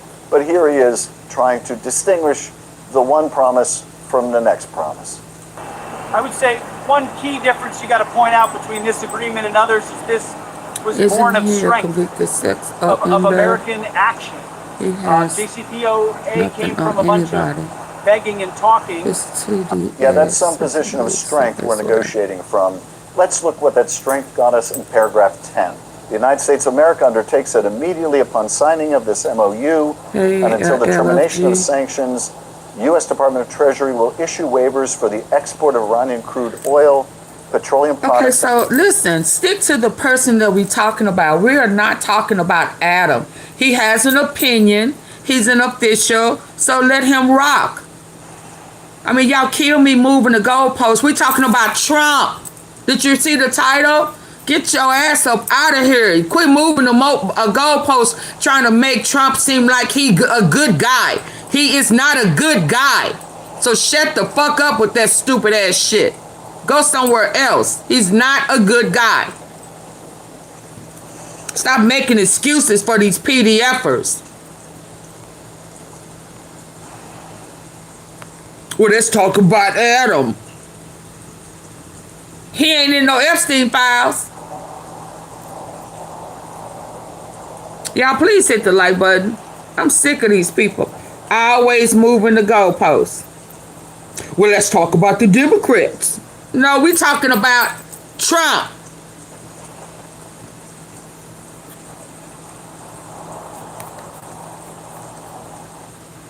It has never been enough for the United States to rely upon. But the Trump administration says, well, it's different now because we, the Trump administration, were negotiating from a position of strength. Here's Pete Hegseth trying in a vain attempt to distinguish this agreement from the JCPOA, even though the JCPOA required inspections, it required blending down of Iran's nuclear material and the export of that material. But here he is trying to distinguish the one promise from the next promise. I would say one key difference you got to point out between this agreement and others is this was born of strength, of American action. JCPOA came from a bunch of begging and talking. Yeah, that's some position of strength we're negotiating from. Let's look what that strength got us in paragraph 10. The United States of America undertakes that immediately upon signing of this MOU And until the termination of sanctions, U.S. Department of Treasury will issue waivers for the export of Iranian crude oil, petroleum products and derivatives, and all associated services, including banking transactions, insurances, transportation, etc. So that's right, just on the signing of the MOU, without any agreement on its nuclear program, we're allowing Iran to sell its oil unbridled. We're allowing it to use financial institutions to do so. This goes beyond anything imaginable here. It is a tremendous economic boon to Iran, and Iran doesn't have to do anything in order to get this. It doesn't have to reach any nuclear deal. It can only stall on a nuclear deal.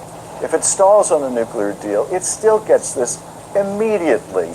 They are getting so much, and they're giving nothing in return. Paragraph 11. The United States of America undertakes to make fully available for use the frozen or restricted funds and assets of the Islamic Republic of Iran upon the implementation of this MOU. This too is astounding. There are about $24 billion in frozen funds that, according to this, will be immediately made available to Iran. So again, Iran doesn't have to wait, doesn't have to negotiate the Iran deal. It can have immediate access to these frozen funds. Let's listen to a little more of Donald Trump on the JCPOA and how livid he was that a small fraction of that amount, 1.7 billion, compared to what he's doing, 24 billion, was going to be released by the JCPOA. Gave up $1.7 billion in cash, green cash from banks, into a Boeing 757 and flew it into Iran. And they stood at the plane. I have pictures of it, like, oh my, look at this money he's giving us. He tried to bribe his way out. I didn't do that. Nobody mentions that. 1.7 billion and hundreds of millions of dollars. They tried to bribe their way out of it. And you know what the Iranians did? They laughed at Obama and they said he's a stupid son of a bitch. Now, it isn't just Democrats that don't like this deal. Listen to what some of the Republicans have to say. So if this deal is giving them $300 billion, that's a mistake. I hope that is not the case. The details that I've seen so far look awful. This will go down as a tremendous foreign policy blunder. Iran ends up stronger. Our allies in the region are weaker. And Iran has learned that if they're willing to grab that Strait of Hormuz and choke it off, they can get the Western world to dance to their tune. I think it's a deep mistake. So how do we end up with such a bad MOU, such a bad deal with Iran?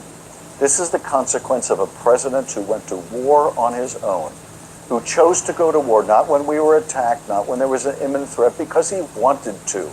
This is the consequence of a president who went to war without a clear idea of what he hoped to achieve with that war, who was willing to ignore experts who warned that Iran may close the Strait of Hormuz and what that would mean to the global economy, how difficult it would be through a bombing campaign to change the regime in Iran.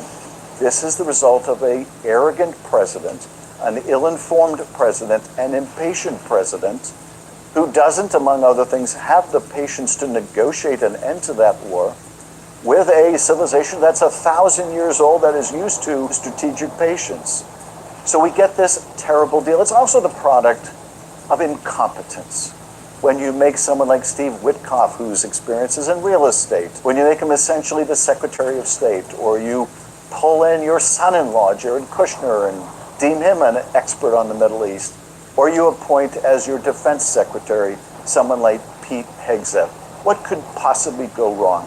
This is exactly what could possibly go wrong. So if you're looking for a Secretary of Defense that can do a lot of push-ups, maybe Hegseth is your guy. But if you're looking for somebody who's competent, who can run the military, who can give good advice, if you're looking for a president who is thinking about the long term and the consequences of going to war, if you're looking for a diplomatic team that has the tenacity to negotiate a good deal, you won't find any of this in the current administration. This is a bad deal, far worse than anything we have seen in the past from any president or any political party. And it's not over yet. It may very well be we could be back to war in a couple months, or maybe after the midterms when the president is no longer concerned about the political impact. The consequences of this war continue and will be tragically long-lasting. So how bad is this MOU? It's really bad. Hey everybody, we do these nightly videos to keep you informed of some of the important things happening in the nation's capital. If you have comments, please submit them below. Okay, let's see where else we going.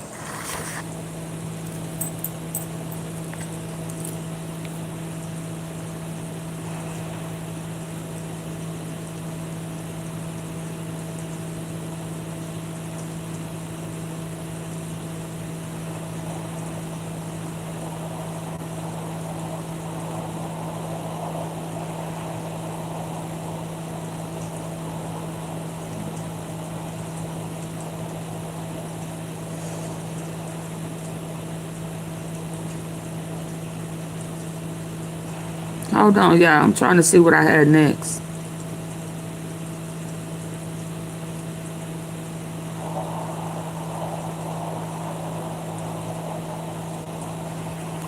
Let's do this.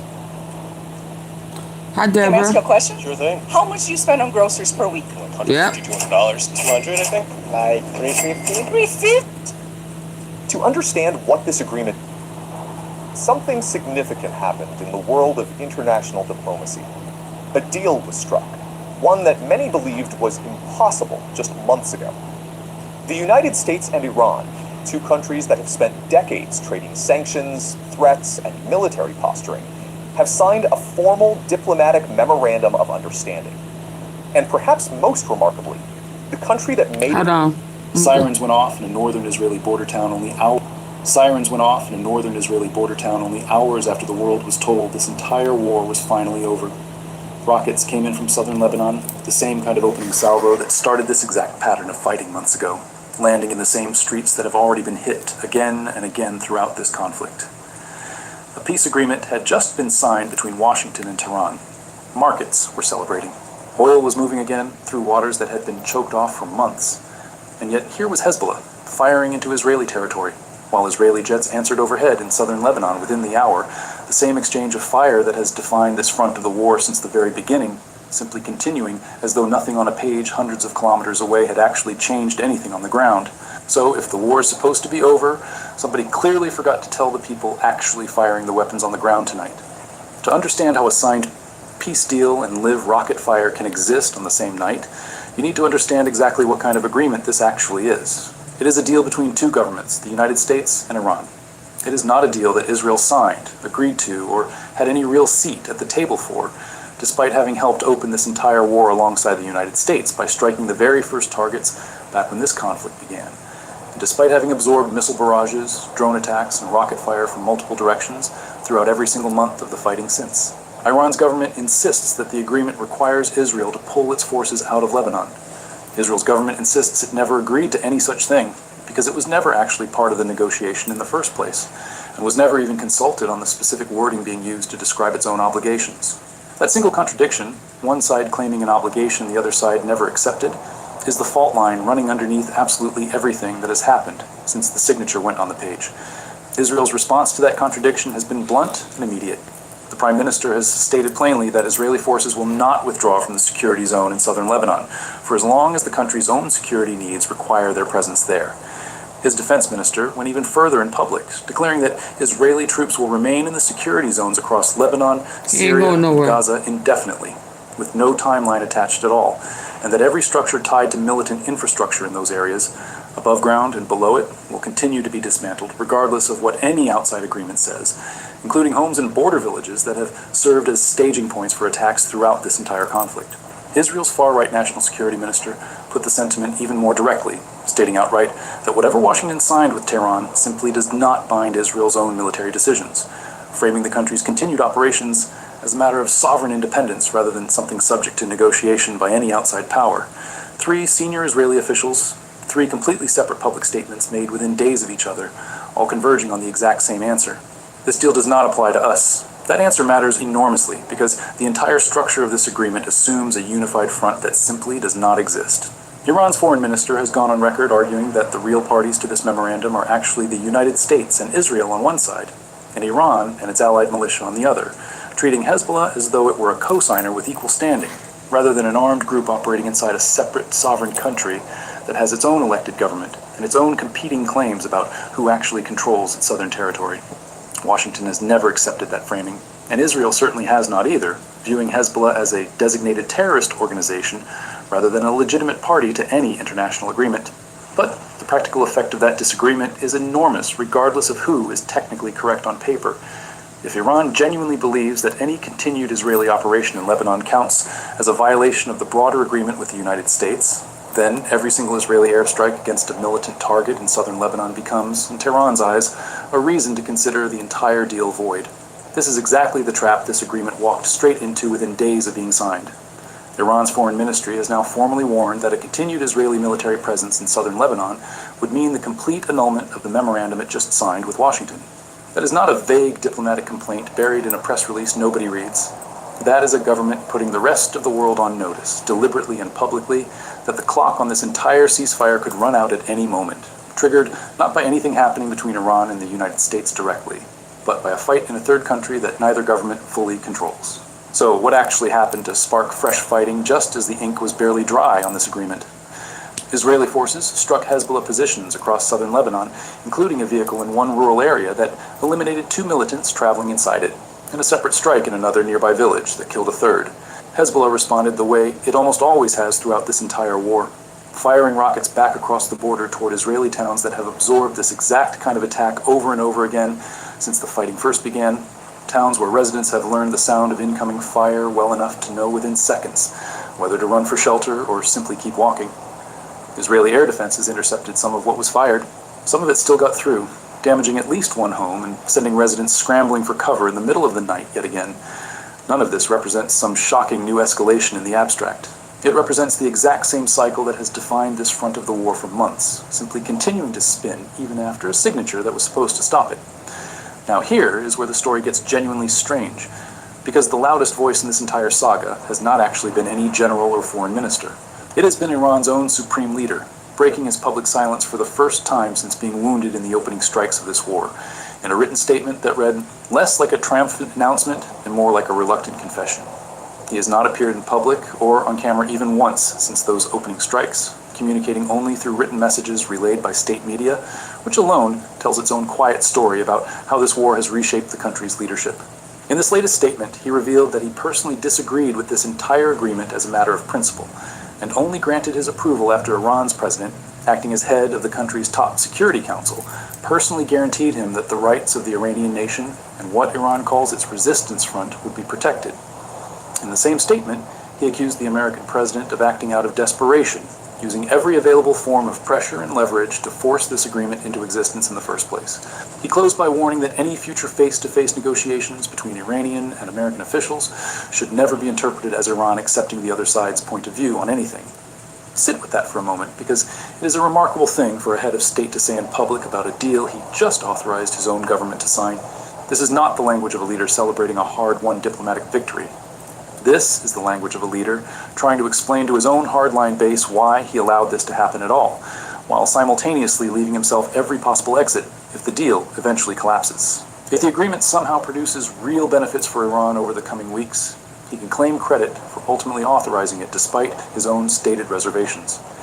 If it falls apart instead, he has already built the foundation for blaming his own president and the negotiating team underneath him, having gone on record saying he never really wanted this in the first place, and only granted permission because someone else personally promised him it would work out.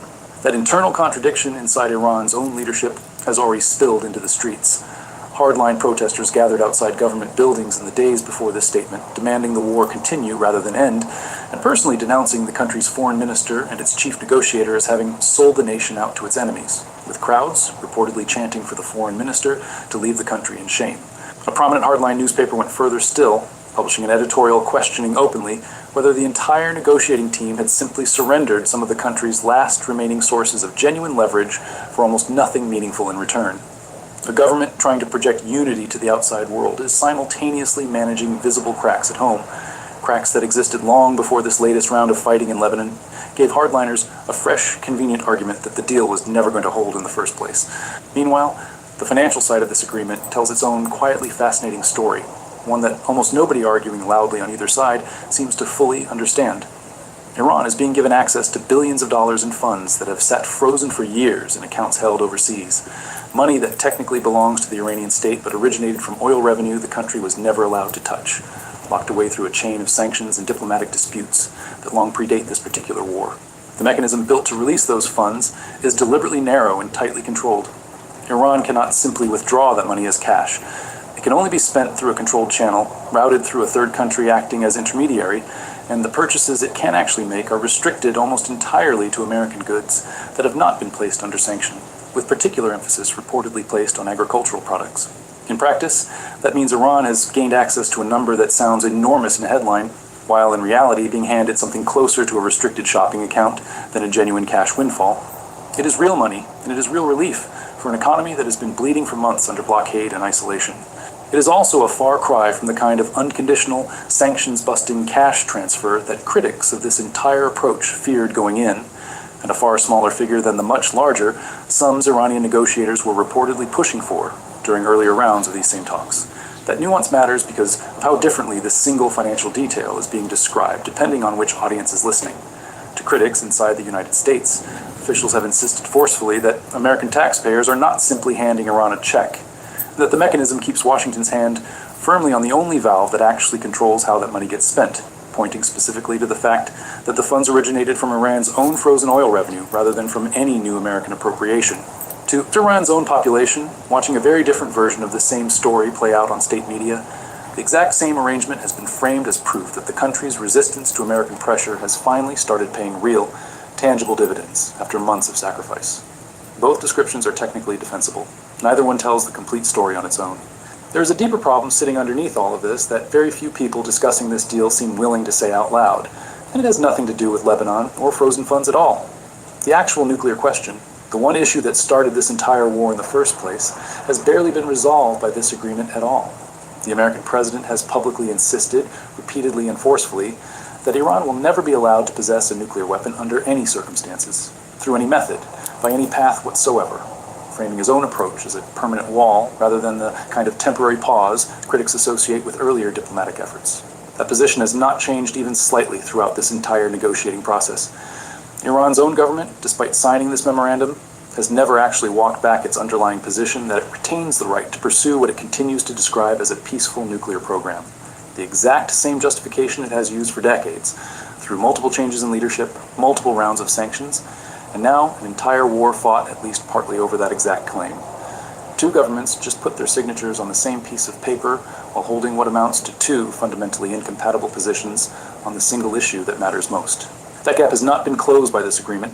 It has simply been postponed, pushed into a window of further negotiation lasting roughly 60 days. There's so much going on right now. Are supposed to somehow bridge a disagreement that 4 decades of prior diplomacy never managed to bridge either, despite numerous earlier attempts under very different political leadership on both sides.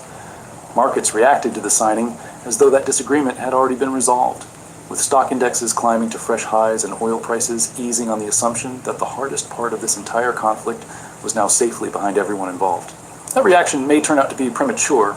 The single hardest issue in this entire war was never really about a shipping strait or a blockade or even Lebanon.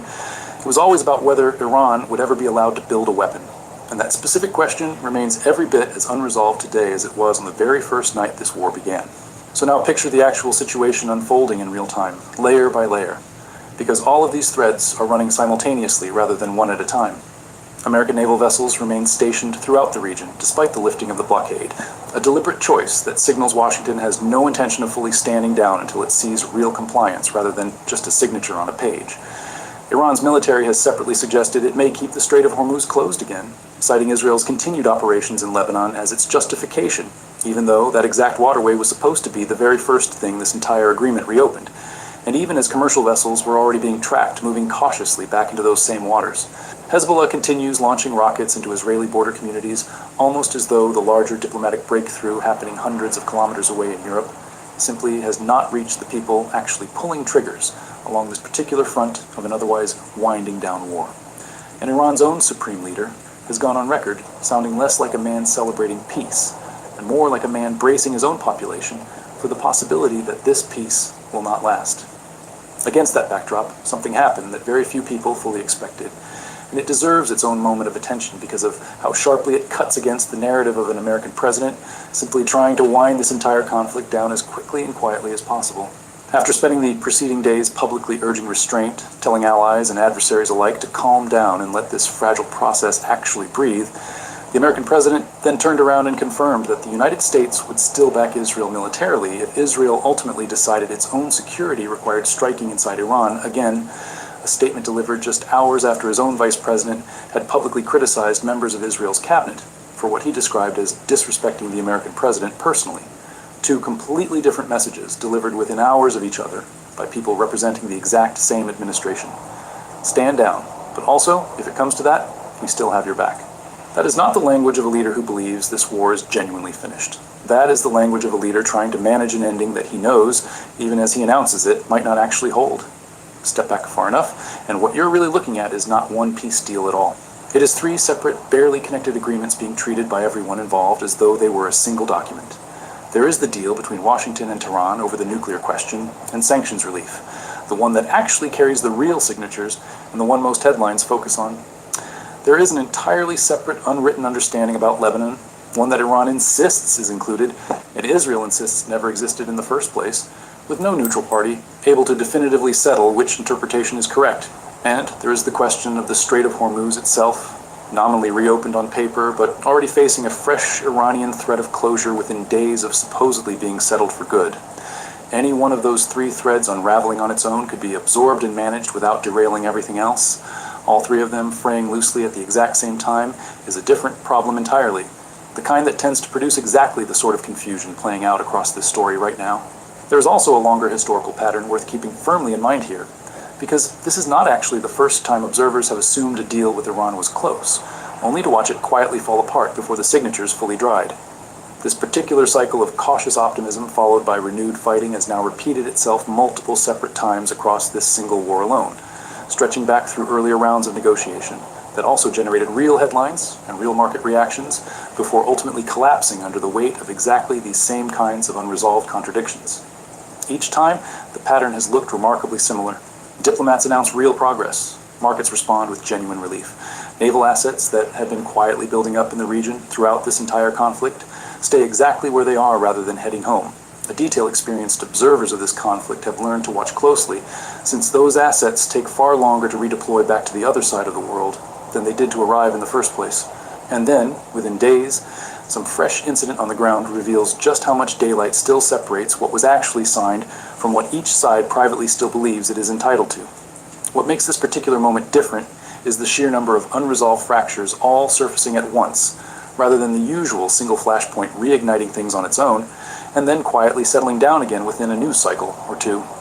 Israel's leadership is openly stating it considers itself unbound by terms it never personally agreed to. Iran's own supreme leader is publicly distancing himself from a deal he just authorized, almost daring his own hardline base to hold him only loosely accountable for it. Rockets are already flying again along the Lebanese border within days, not weeks, of the signing. And the single hardest underlying question, the nuclear one, has been pushed entirely into a future round of talks that both sides... Can I get y'all to pause for a minute and hit the like button? I've been on for an hour and 43 minutes, and I'm still short. 322 people in here. Can I get at least 30 people to hit those three dots at the top right corner and hit the like button for me, please, so we can resume? I'll wait.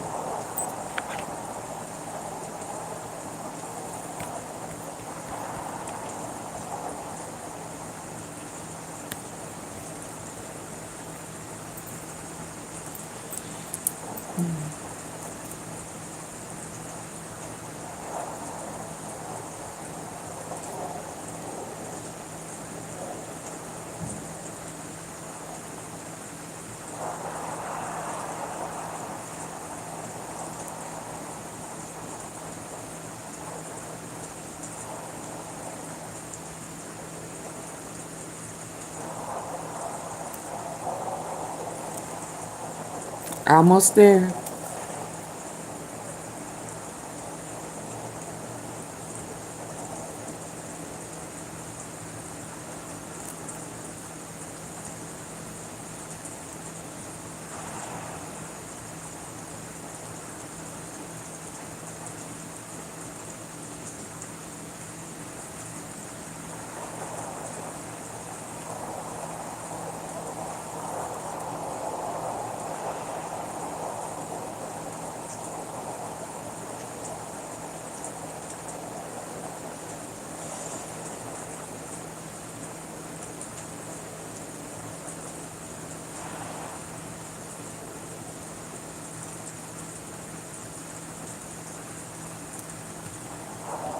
sheer number of unresolved fractures all surfacing at once, rather than the usual single flashpoint reigniting things on its own, and then quietly settling down again within a news cycle or two. Israel's leadership is openly stating it considers itself unbound by terms it never personally agreed to. Iran's own supreme leader is publicly distancing himself from a deal he just authorized, almost daring his own hardline base to hold him only loosely accountable for it. Rockets are already flying again along the Lebanese border within days, not weeks, of the signing, and the single hardest underlying question, the nuclear one, has been pushed entirely into a future round of talks that both sides already privately understand is unlikely to be any easier to resolve than every previous round that came before it. For now, the broader machinery of this fragile peace keeps grinding forward regardless. Oil keeps moving through international waters that were closed for the better part of a year. Stock markets keep climbing on the assumption that the worst of this entire war genuinely sits behind everyone involved now. Diplomats keep insisting publicly and often that real, substantive progress has been made, and in fairness, measured against where this conflict started months ago, undeniable progress genuinely has been made on multiple fronts at once. But progress and resolution are not the same thing, and the story keeps proving that distinction over and over again, almost as if it refuses to let anyone forget it for more than a single news cycle at a time. So the rockets keep falling on quiet border towns that have already absorbed far more than their fair share of this entire war. The Supreme Leader keeps publicly hedging on a deal he just personally authorized, careful never to fully own it in case it eventually fails. Israel keeps insisting it was never actually part of this agreement to begin with, and keeps acting accordingly on the ground regardless of what gets argued in any negotiating room. And somewhere underneath all of that noise, the actual nuclear question that started this entire conflict in the first place keeps sitting there largely untouched, patiently waiting for its own turn on a clock that nobody involved seems fully prepared to watch, run all the way out.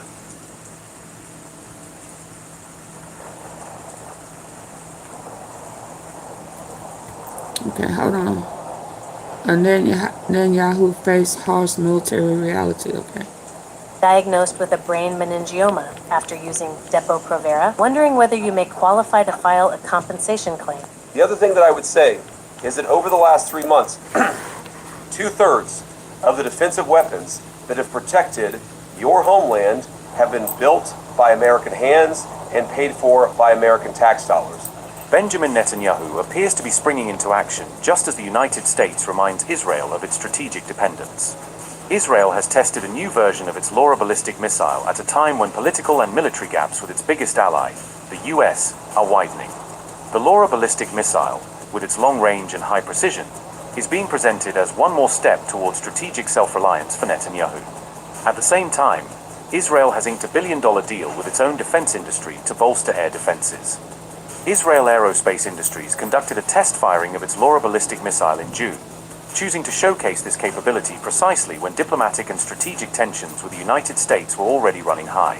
The long-range artillery missile was launched from an undisclosed location, reinforcing the sense of operational secrecy and hinting that Israel is rehearsing real-world deployment scenarios rather than just a publicity stunt. Israel Aerospace Industries released video of the test, with visuals indicating that the launch was conducted at sea, demonstrating the system's flexibility for maritime platforms and its ability to strike coastal or inland targets from offshore. The tested Laura variant is advertised with a range of about 400 kilometers and sub-10 meter accuracy, making it a high-precision theater-level weapon able to hit critical targets deep inside enemy territory with a single shot. Laura is a solid-fuel weapon primarily designed as a surface-to-surface and air-launched strike missile. The missile itself is roughly 5.2 meters long, weighs around 1,600 kilograms at launch, and can engage targets between about 90 and 400 kilometers away depending on the chosen trajectory and launch platform. Ground and naval variants are reported to carry warheads of up to 600 kilograms, allowing for powerful high-explosive or penetration payloads against hardened infrastructure. In flight, Laura follows a shaped ballistic trajectory and ends with a steep angle of attack, helping it penetrate air defenses. It can be fired from road mobile launchers on land, from deck-mounted canisters at sea, and in its air-launched form can be carried by fighter or strike aircraft. At the theater level, Laura complements longer-range Jericho ballistic systems and air-launched weapons like Delilah, filling a niche for fast, high-precision strikes at a few hundred kilometers without resorting to full strategic assets. Because of its speed, trajectory, and standoff range, Laura is better suited to surviving medium-range surface-to-air missile belts, while being significantly cheaper and more tactical than full intermediate-range ballistic missiles. Interestingly, just a few weeks earlier, in May 2026, Israel signed a roughly $1 billion contract with II to acquire more air defense systems, reinforcing both its shield and its sword at a time of strategic uncertainty. Notably, the Laura test was conducted right in the middle of a very public fallout between Israel and the United States, sending a clear signal that Jerusalem is accelerating its push for independent deterrence as American support becomes less predictable. There's a report in Axios that Netanyahu's fuming over this. Israel doesn't feel bound to the MOU as it relates to Lebanon. If, as you mentioned, your frustration with Israel striking in Beirut, hitting apartment buildings, if that continues, could it torpedo the deal? And what would the U.S.'s response be to a broader war in Lebanon involving Hezbollah? Yeah, well, I don't want to get into hypotheticals that could torpedo the deal because I think I heard these lies. They still lying. Is that all of our friends, the Israelis, the Arabs in the region, we're going to work together and actually see this deal to completion. Now, I saw the Axios report, that Netanyahu is fuming. That's not reflective of the conversations that I've had with him, but maybe he's saying something to somebody else that he's not saying to me. What I will say, and this does bother me, is that you've seen people within Bibi's cabinet who have come out and attacked the deal, and in some ways very personally attacked the President of the United States. And I guess my message to them would be twofold. Number one, Donald J. Trump is the only head of state in the entire world who is sympathetic to the nation of Israel at this moment in time. And he happens to be the head of state of the world's superpower.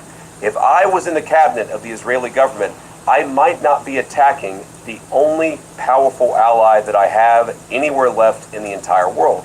And the second message I would give to some of those cabinet members, Bibi, to his credit, has not gone down this path, but to some of these cabinet members in Israel who are attacking the President of the United States, the other thing that I would say is that over the last 3 months, 2/3 of the defensive weapons that have protected your homeland have been built by American hands and paid for by American tax dollars. The problem for Israel is not Donald J. Trump. And anybody in Israel who thinks their biggest problem is the President of the United States needs to wake up and smell the reality of the situation that country is in. Thank you all.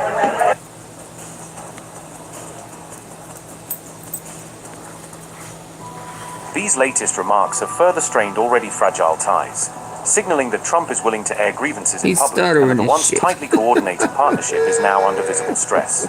Trump again lectured Israel over its Lebanon attacks, reiterating that he is unhappy with the scale, pace, and political impact of Netanyahu's campaign against Hezbollah and Lebanese targets. Speaking from the conference stage, Trump directly criticized Netanyahu's handling of the Lebanon front, arguing that Israel's approach has been excessive, too slow, and damaging to broader U.S. diplomatic efforts. Beyond Lebanon, Trump revived his complaint that Israel allegedly pulled out of a planned strike on Qasem Soleimani, using this to suggest that Washington has repeatedly carried the heaviest risks while Israel has stepped back. He reminded his audience that it was the United States that ultimately carried out the 2020 drone strike that killed Soleimani, reinforcing his narrative that American action, not Israeli participation, delivered the decisive blow.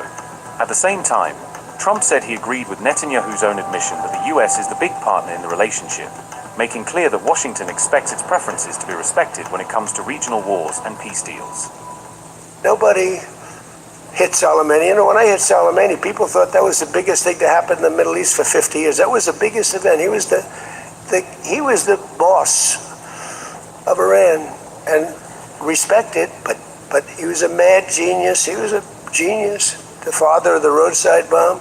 When you see young men, and in some cases women, mostly men, walking around without legs, without arms, with a face that's been blown to smithereens, it's Soleimani, 95%, 96.2 they say or something, 95%. That was Soleimani did it. Happened to come from Iran, and I blew him up. You remember that? I blew him up in the Valley of Death. He got off his plane and we followed him, and in all fairness, because they've been wonderful to me, Israel, but they didn't want to do that attack. They were all set the night before the attack then for me. They didn't want to do it, so I had to make a decision. I made the decision to do it. But it was a joint venture, as we say in the real estate business. That was a joint venture between Israel and us. We studied it for a month. We knew what plane he was going to be on almost a month before. He only traveled on commercial airliners, the big ones with lots of people, because he knew we wouldn't shoot him down. He's very smart. But we knew he was going to be on that plane, followed him, and then Israel informed me that they won't do it. And I had to make a decision. I had some very good generals, and not the ones you see on television, very good. And I want to thank also Pete Hegseth and General Raisin Kane, who's phenomenal. Okay, these guys are phenomenal. They can't be better. But I had some good generals, and I said to them, well, if Israel's not going to do it, we're all prepared. Do we do it? Do you like doing it or not? He said, sir, if you want to do it, we can do it. How well? We'll do it just as well or better. Do it ourselves. We don't need anybody. So we took out Soleimani. One of the biggest events to happen in the Middle East, maybe ever, but they say 50 years, they say 100 years. I was with the Prime Minister of Pakistan. He said it's maybe the biggest event that has ever taken place. Nobody could believe it. So that's when it started. It didn't start like 3 or 4 or 5 weeks ago. And Obama wouldn't do it. What Obama did was he did the JCPOA. He loaded up a plane with $1.7 billion in green cash from banks all over Washington. Do he not know how much he loaded up and gave? They were stripped of all their cash. They had no cash to do payrolls. It all went into a Boeing 757, a wonderful plane, and they flew it to Iran. A wonderful plane. And they gave it out to people. They bribed people. They thought they were going to get it done. Then they gave billions and billions of dollars after that. And they got a deal that was a road to a nuclear weapon. I get so angry, I guess. I'm allowed to get angry when I watch the Democrats. They talk about it all the time. We had this deal done. You had a deal that was going to give them legally a nuclear weapon. And if that happened, Israel would have been blown away. And in all fairness to Bibi Netanyahu, who happens to be a good man, gets a little excited sometimes. But he happens to be a very good man. We've had an amazing partnership. He's been an amazing prime minister. We have a little dispute over Lebanon. I say, you can do a little softer touch, Bibi. You don't have to knock down a building every time somebody walks into it that's from Hezbollah. But it's been an amazing partnership. But he will say, we're the big partner, and he's the very small partner, and that's true. Relations have taken a sharp dive since Netanyahu ordered new strikes on Lebanon on June 14th. A move that clashed directly with US efforts to lock in a truce and finalize memorandum with Iran. Those attacks landed just as Washington and Tehran were finalizing their memorandum of understanding to end the conflict, making Israel's actions look like a direct challenge to US diplomacy. Once the deal was announced, Israel quickly asked Washington for a copy of the memorandum, seeking to understand exactly what had been agreed between the US and Iran behind closed doors.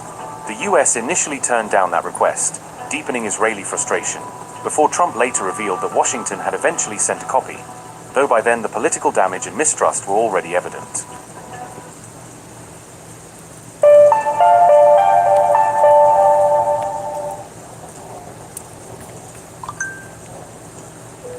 Hold on, I think I may have. What time is it? Y'all get the likes up. I'm trying to give y'all the what leaders won't admit. What time is it?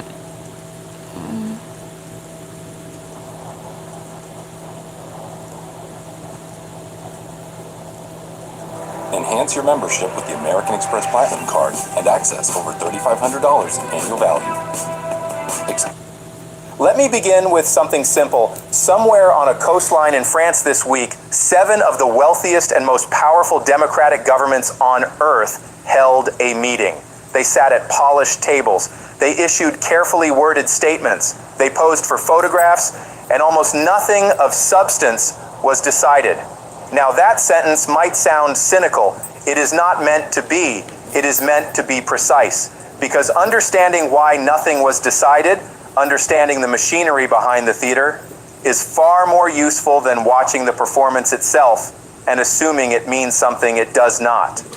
Tonight, I want to take you behind the curtain, not to assign blame, not to pick a side, but to trace the actual structural forces shaping 2 of the most consequential conflicts of our time, the war in Eastern Europe and the military confrontation in the Middle East, and to be honest about what is really happening versus what we are being told is happening.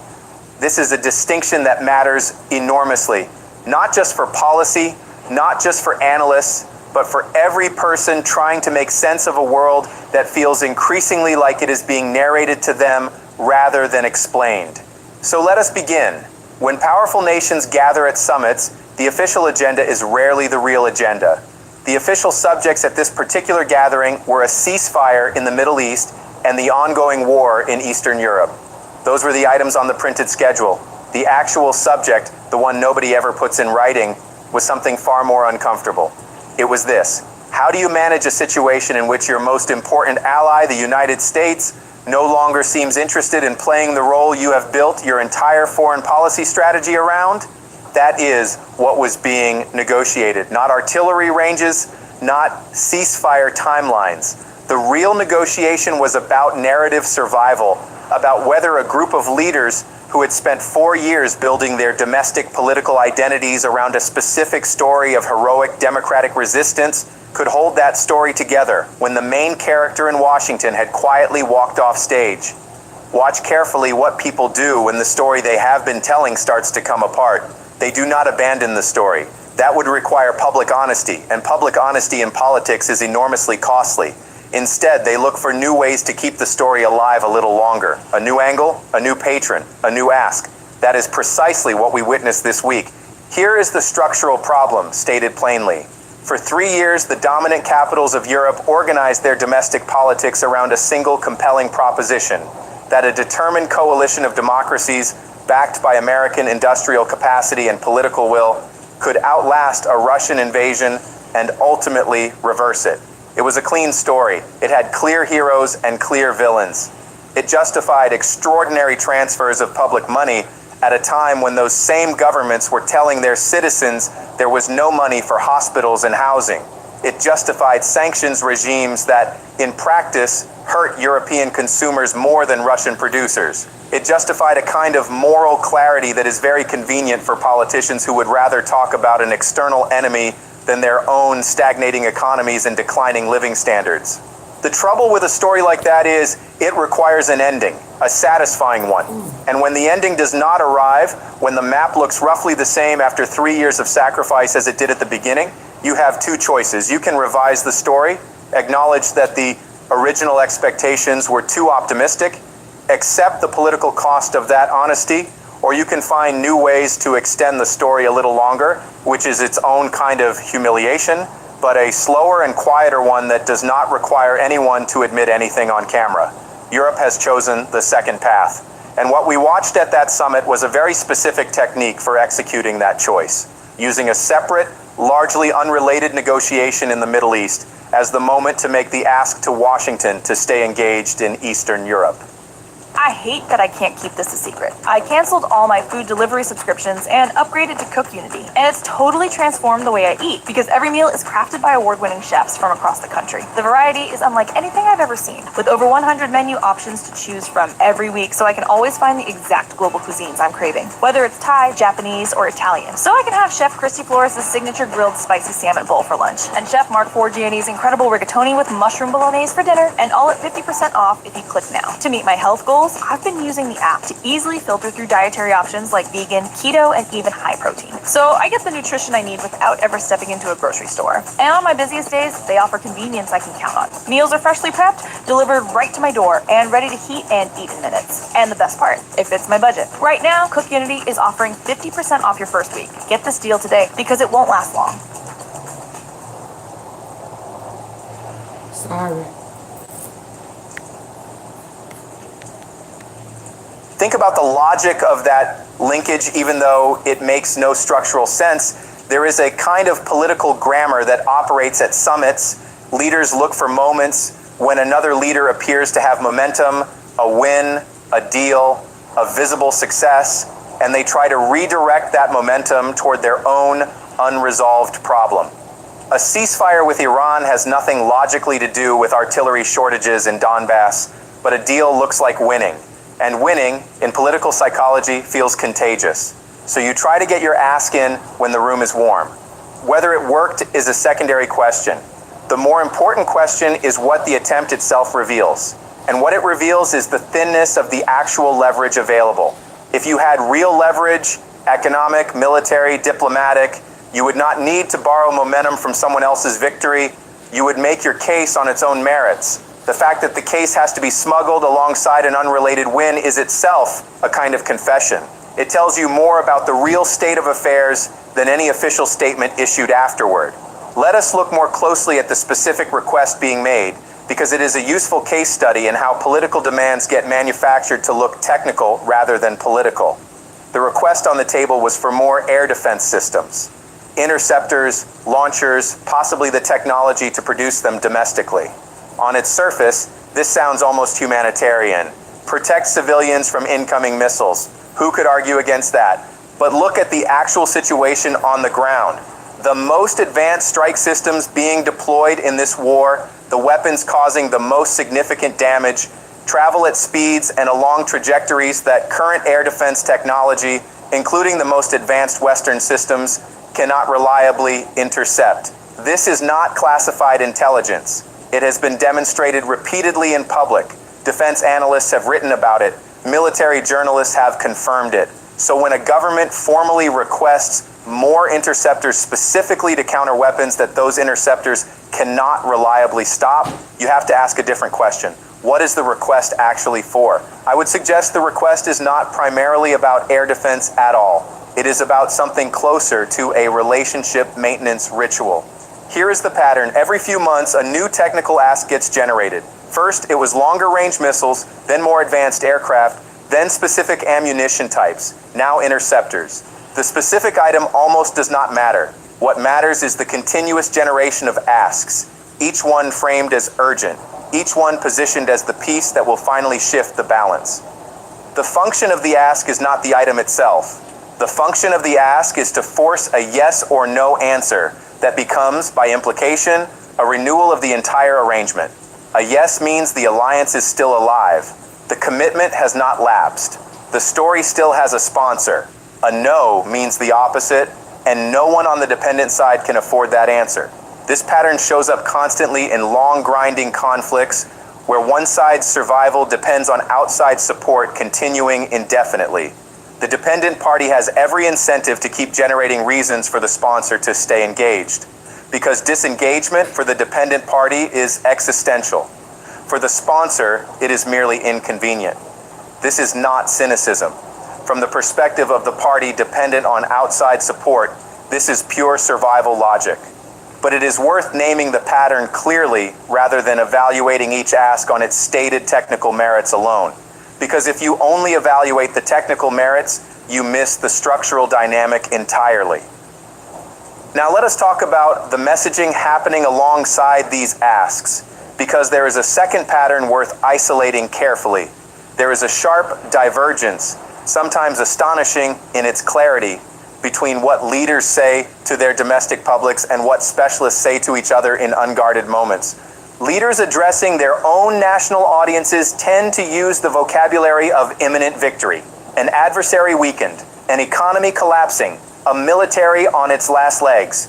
These are the words designed for the person watching the evening news who needs to believe that the sacrifice being underwritten, the higher energy bills, the reduced social spending, the military budget increases, is producing real results. Leaders and analysts speaking in specialist contexts tend to use very different words. Stalemate, attrition, frozen front. These are not different observations from confused people. They are two different products manufactured for two different audiences with two completely different purposes. The claim that an adversary's military has been permanently crippled is a domestic product. Compare it with what serious financial journalists and military analysts, people with no particular sympathy for either side are actually reporting. What they describe is a front that is stabilized, not collapsed, an economy under genuine strain, but functioning.